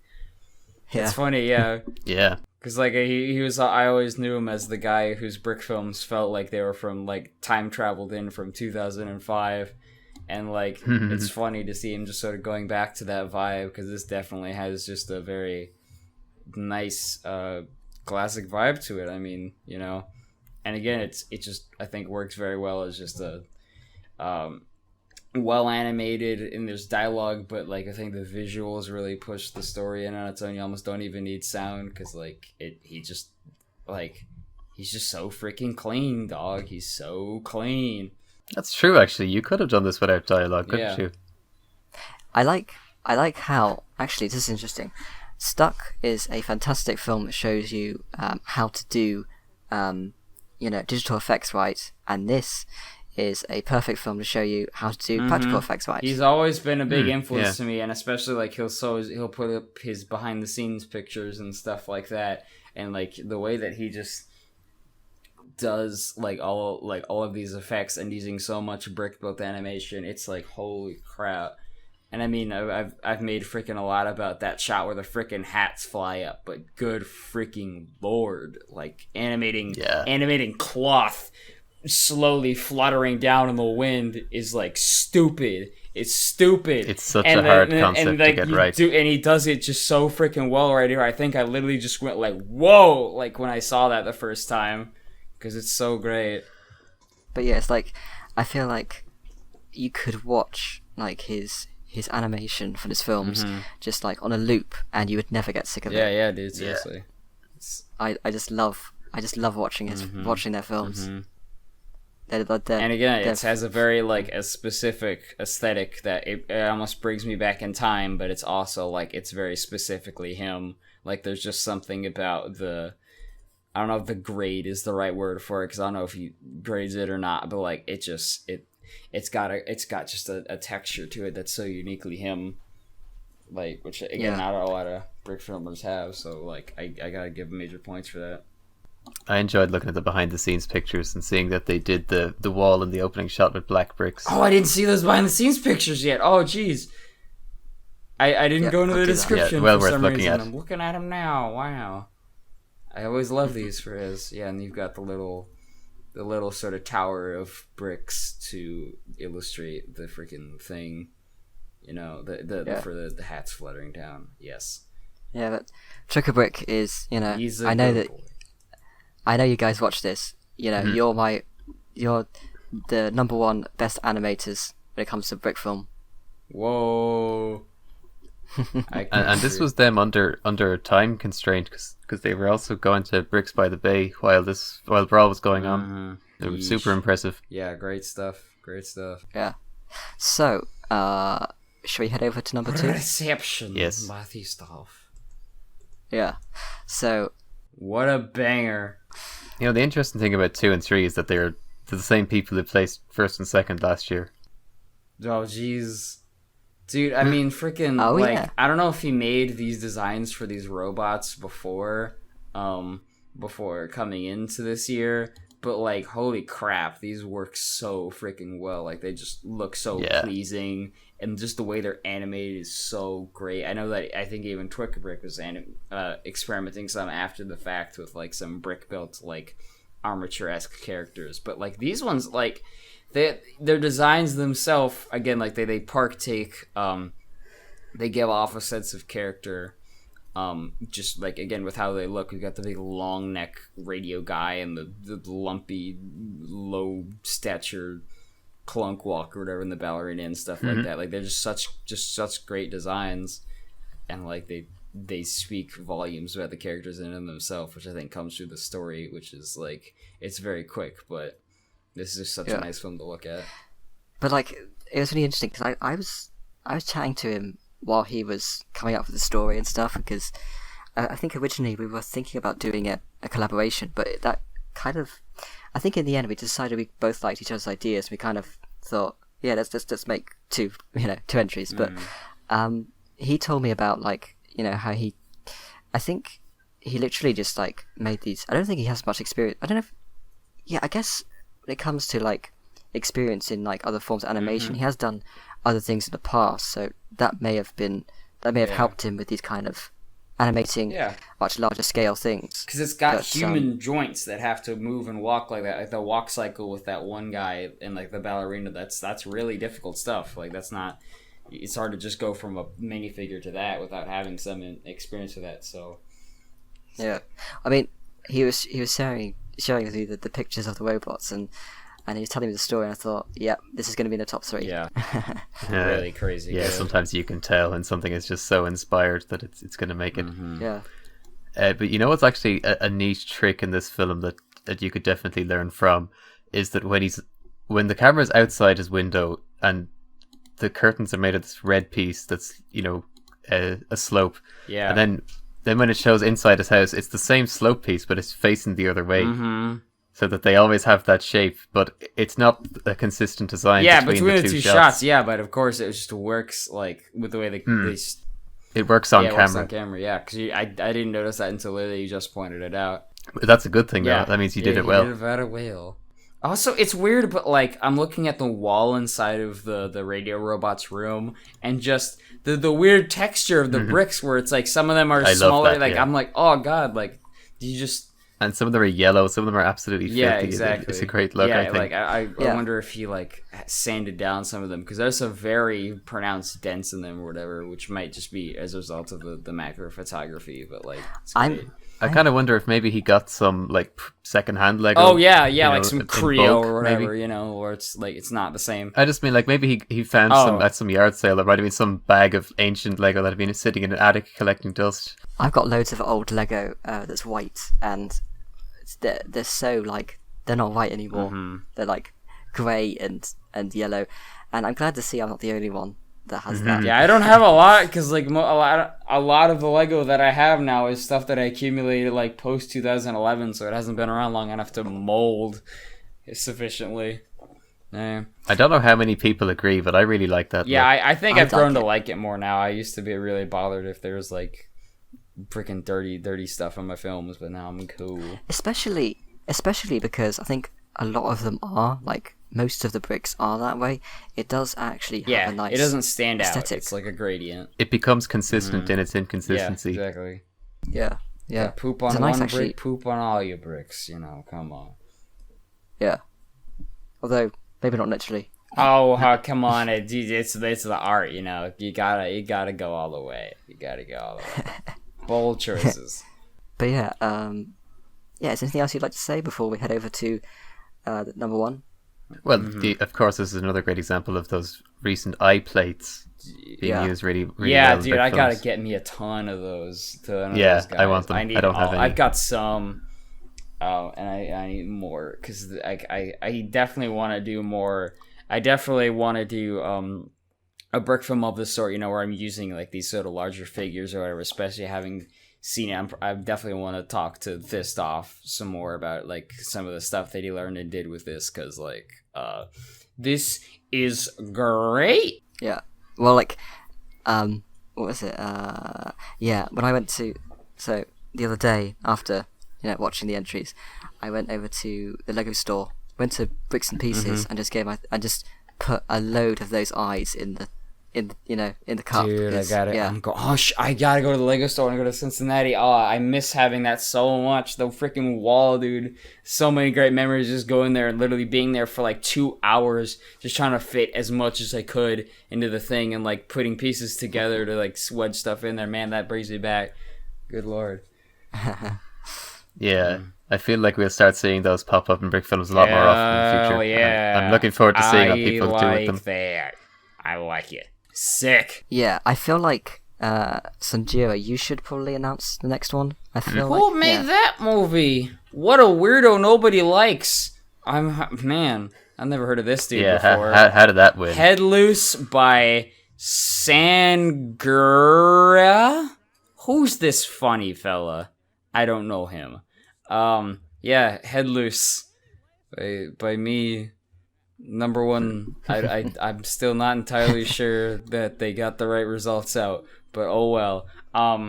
I guess I already sort of explained the inception writing process of it.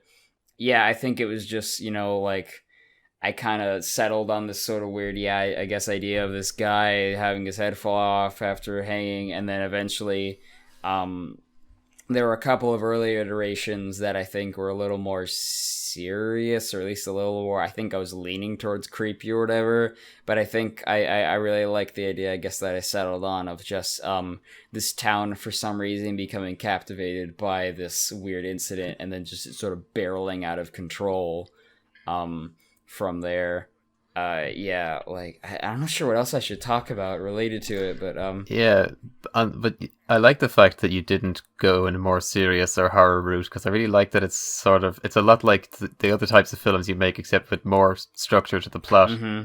Yeah, and that's one thing I definitely want to lean more towards in the future, is to have like a structured kind of chaos. That's something that's influenced me a lot. Especially I've watched one of my favorite filmmakers, just in general of all time, is Don Hertzfeldt of Rejected and World of Tomorrow and It's Such a Beautiful Day. And for me, I love his melding of off the wall crazy like visuals and comedy with a very definite sort of core to the story and a very definite heart, and like again like a structure that makes sense, and again it can, to a point, like tug on your heartstrings still, while being blended with like just the ridiculousness of everything else.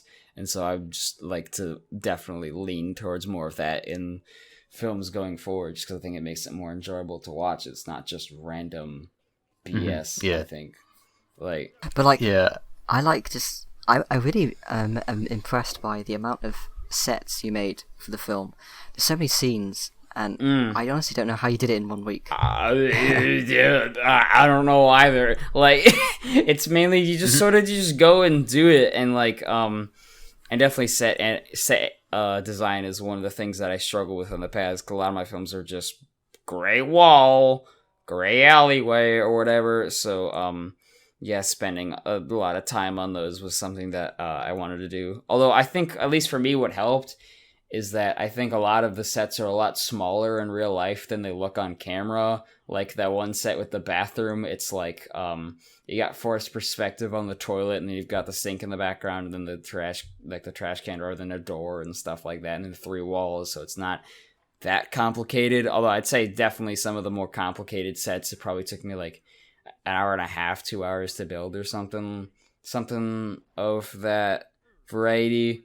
And that first set, oh my god, that first set, I think I spent like 3 or 4 hours like Tuesday night of that week just building that up, because it was like trying to get the little hanging platform all right, and I wasn't sure how I wanted to do the rope and stuff, and you got the street and then the construction thing and stuff like that. So some of them definitely did take a while, but you end up just sort of kind of negotiating where you wanted to cut corners and stuff. Well, yeah, and then you have that reverse shot where he's watching the TV and stuff like that. And of course, like each shot are built like independently of each other, where you see the TV versus where you see the couch and stuff like that. So, yeah. The shots in his house look really good. Oh yeah, thank you, man. Yeah, I discovered the sort of idea where you literally just sort of wedge a lamp right up against the window, and it just sort of looks like kind of the outside with the bright sun. I enjoy how that looked. I like it. You know, it's hard to kind of say what my favourite parts are, because it's one of those kind of films where it's just like every single thing, every single scene has something in it that I just love so much. Like, it's really well animated throughout. Like, yeah, thank you. You know, it's so much standout animation, especially because, you know, you're using things that aren't articulated for most of it. Yeah, like yeah, I love that interview segment where, you know, people are just talking about how fun it is to, you know, how great it is to not have a body, and then that last guy just barfs. That's it.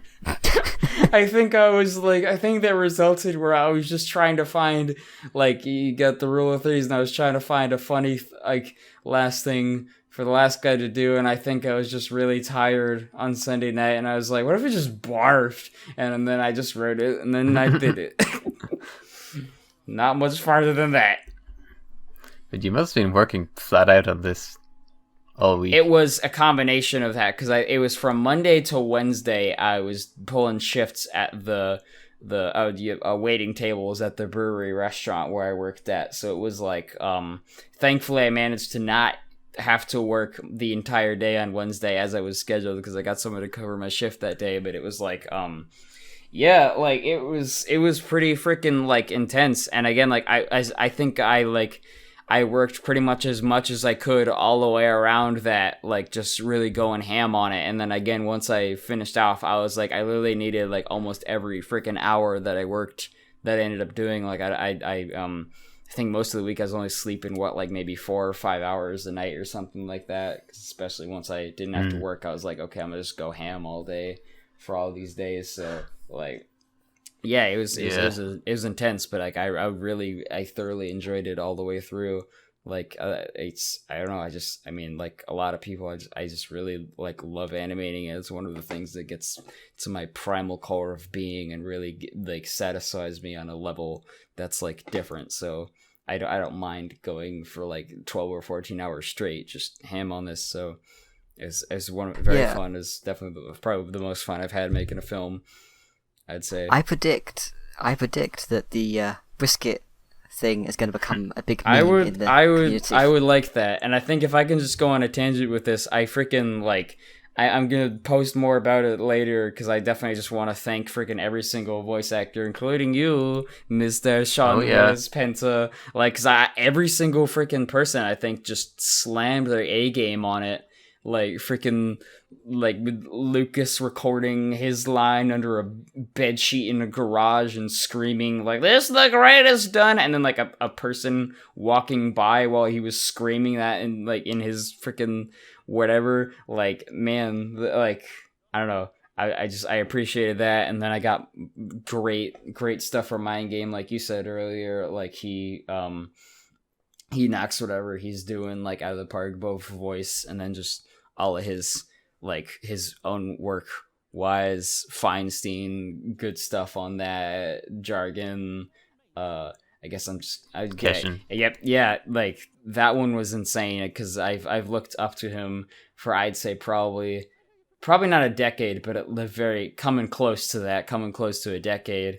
And so then like he'd said that he'd liked my last couple of films that I made, so I was like, wow, like that really touched me, and it really meant a lot to me when he said that. And so then I just decided to just DM on Twitter, like, hey, do you want to do one quick line from my movie? And he's like, sure. And then he sent it to me, and there's all these different takes of it with like different accents and stuff. I envision it using like an Italian accent, for the chef sort of character, but he ended up doing another one that's kind of like a trucker, Guy Fieri sort of style, and I loved that so much.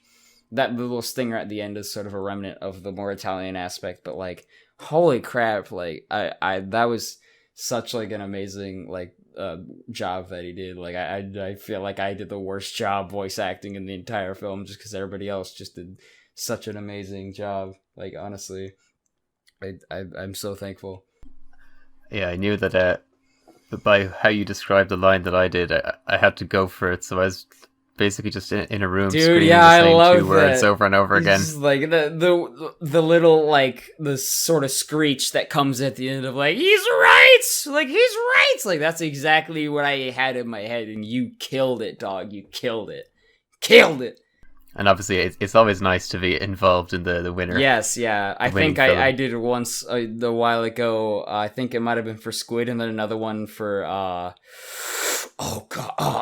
Vertigo, Mr. Vertigo. Yeah, and like that's very gratifying when that happens. So, and you're all part of it. If I feel like a lot of pieces came together, and there's definitely areas that I want to improve on in the future. But like, I'm happy with it thus far. I really.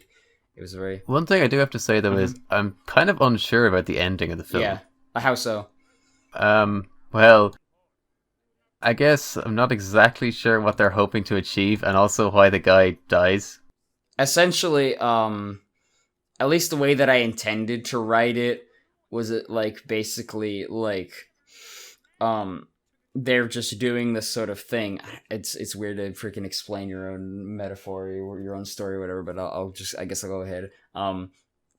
It's like they've thrown themselves into this idea, and they've thrown themselves into like, I guess, this cult and stuff like that. And this idea of, throwing off your heads and you'll be better or whatever. And then once that like they want everyone to do it. And then when that finally just sort of, for some reason, sort of goes awry, they're just so quick to sort of like brush that off and then just zoom away to the brisket and barbecue, like, and then once the main character themselves just sort of ends up deciding to just brush that off as well and just sort of go along with whatever this is that's happening, that's sort of like their turning point. But I was also kind of wondering, is it related to the earlier line in the film when he says that he's alive because he just like didn't want to, or he just felt like he wasn't going to die? So is it like the guy dies because he doesn't want to be bodiless? Yeah, I would say that is pretty much how that works basically. Like, it's sort of a weird kind of a weird sort of willpower thing that only, I guess, it's only gonna work if you like truly want it to. And like when you end up forcing this sort of will onto someone else who doesn't really like, again, want this, that's not gonna work out, and that's only just gonna mess with that other person. Yeah. I felt like that's how I interpreted it, but I wasn't sure if that was actually correct. However you feel, my dog. However you feel. It's probably your best film you've made. I think it's I think it's gonna remain I think it easily is a classic. People are gonna look up to this film as a 2018 classic. Yeah. Jesus Christ, dude, man, that's a lot, dude. Wow.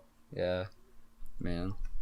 It felt like a weird sort of tornado whirlwind making that, where like I went to sleep for like 2 hours after I finally uploaded it and submitted it to Chris for the contest, and then I woke up to like take a shower and I just had to watch it again because I was like, did I actually make that? Like, I'm almost positive that I just like I freaking collapsed into a coma and then just dreamed that I did it, because it didn't really... That's totally how it feels. It didn't really feel like an actual thing that I made.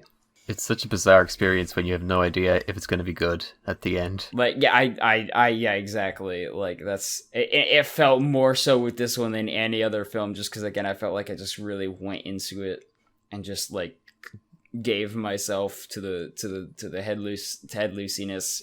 And then once you come out, you're just like, what? I don't really know how to function in society anymore. It's my brain has sort of moved over to a different planar existence, and it's not prepared to whiplash right back. And it feels like no time has passed, and also an eternity has passed. Yes, no time, and then I feel like I've been doing this for a half a year. Like, yeah, good lord. But yeah, I've been really touched by a lot of the response so far. It makes me want to really go out. Like, that's like, I think making films is what makes you want to make films when you end up with like a break where you don't you don't finish and get anything out. I think that's the worst thing for your creativity. I feel like I've learned a lot of times you just gotta go for it. You just gotta do it, because I spend a lot of time just mulling over what I should make, and I think I think this makes me want to hop right back in and make something else. That's great. I hope you do. Please. Yeah. Well, like, you know, when I enter contests like now, it's like, you know, I go through the motions of am I going to do this? Do I want to distract from? Yeah. Do I want to distract from what I'm doing? And then I make it, and I think, wow, I'm glad I did that. Because I've had that at least with one contest where it's like I finished my entry and I was like, I'm not happy with this. Now this is on my channel. Now this is with me. Like, it's my serious film for BRAWL a few years ago. Like, that's so that sometimes does give me pause when I'm starting to make a film. It's like, do I want to finish this and then pull this up and then like, yep, this is a movie you made.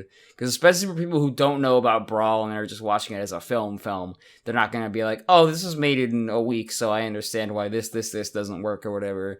Like, to me, I feel like when I'm making a film for BRAWL or for Thack, I want it to just be a film that works as something beyond like the concession of the circumstances of its creation. So that's always a hard thing for me when I'm trying to figure out what I want to do. Yeah, it is hard, because you do know that somebody's going to stumble across it with no idea what's going on. Yeah, so I want it to work. So you want it to stand up just as a film. Exactly.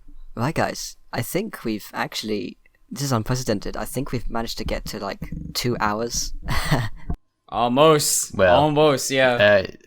Well, just call it a special. The BRAWL special. BRAWL special. Yeah, so, yeah, I think before we wrap this up, I suppose I might as well just say, yeah, it's been a fantastic experience, I think, for all of us, with BRAWL, and I think, I think it's probably, I don't know, I feel like it's one of my best experiences in taking part in a contest. I'm so glad that I managed to do it, and yeah. Yeah, I feel like this was a super special Yeah, BRAWL. This was definitely a special one for me. Like, I think it was the culmination of a lot of like the filmmaking related stuff I've been doing both in and out of brick filming and stuff like that. And I feel like a lot of stuff that I've learned over the past 2 years, which even though I haven't made as many films, I feel like have been the most transformative easily with the stuff that I've made. And so it feels like a not necessarily a culmination, but like I guess a Kairos moment wherein I just felt very, very special. I feel like this is gonna. I want to keep on rolling. Yeah. So thank you so much for joining us on the. It's been fantastic talking to you, and I've said it 1,000 times already, but you made a fantastic entry. Thank you, like you as well, and then you as well, Penna. Yeah, thanks for having me, guys. Thank you. Great. Yeah. Well deserved win. Dog. I definitely wouldn't want to go back in time and tell old me that I'd win one of these goofers one day, because I definitely wouldn't have worked as hard.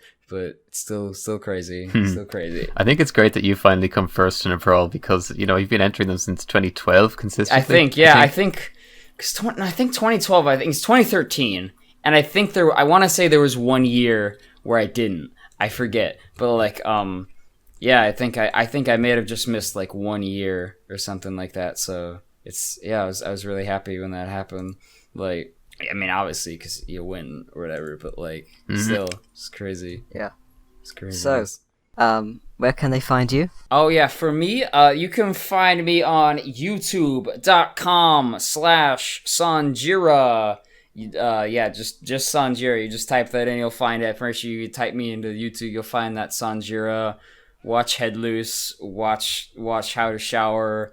Watch my non-Lego stop motion dance. I really enjoyed that one. It's a little one, although I mean, I was gonna self-criticize after that, but you know what? Just go watch it. Decide for yourself. Yeah, watch my stuff. I'd watch Birdface. Don't forget. Oh God, yeah. I guess that's sort of a requirement at this point that you must, I guess, watch Birdface, even though I made it in literally 6 hours. Oh man, that was a crazy when that blew up. I did not know how to handle that. But that's one of those films where it's like it's so much better because like the masking, the it's background so frames are a different terrible. white balance. Yeah, I did not know what I was frames. doing. I was using Stop Motion Pro, and it had an in software built masking thing, and it just came out so janky. But I was like, it looks good. It's so funny. Good lord, I love all that stuff. Good lord, yeah. Go watch that. I'm on Twitter at The Real Sonjira. Find me on Twitch at Sonjira again. I think it's linked on my channel. Should be able to find that too. I forget what else I have to plug. I'm gonna have a website in a little bit, make a little portfolio thing. Oh yeah, I'm on Instagram at Sonjira as well. Yeah, dog. Instagram. Yeah, dog. Yeah. Follow me on the socials. Wow. It's a lot of advertising. Hey, dude. I know we how it deserve is. some payment for I know that. how it is, dude. I'm a regular podcast listener, boy. I know how to plug. MeUndies.com. Yo. This episode is sponsored by MeUndies.com. It makes my butt feel smooth. Oh yeah. Oh. Get your Squarespace website. Yeah. Do it. Yeah. Get your. Yeah. Get your 7 minutes free trial. Get your 7-minute free trial. Oh no, not that. Oh. But yeah. Oh jeez. Hashtag sub to Sonjira. Yeah, please give me subscribers so my good little ego can get just a little bit bigger, please. Yeah. And so he can afford more MeUndies. I gotta get those MeUndies, boy. Gotta get Lego. Gotta get lenses. Gotta get MeUndies. And also make your website. Yes, please. With Squarespace. Yeah, make your website. Make it build it for me, I like please. Coca-Cola. I don't drink water. That's what I do. Meal prep water. That's all I need, baby. Yeah. I'm trying to be the buffest Lego brick film we ever dang seen, boy. Get out of my way. Right. Goodbye, guys. Bye, Yeah, I think y'all. it's time to end it there. Bye. Yes, I'm glad that was what we ended it on. Great. Au revoir. Goodbye. Sub for sub.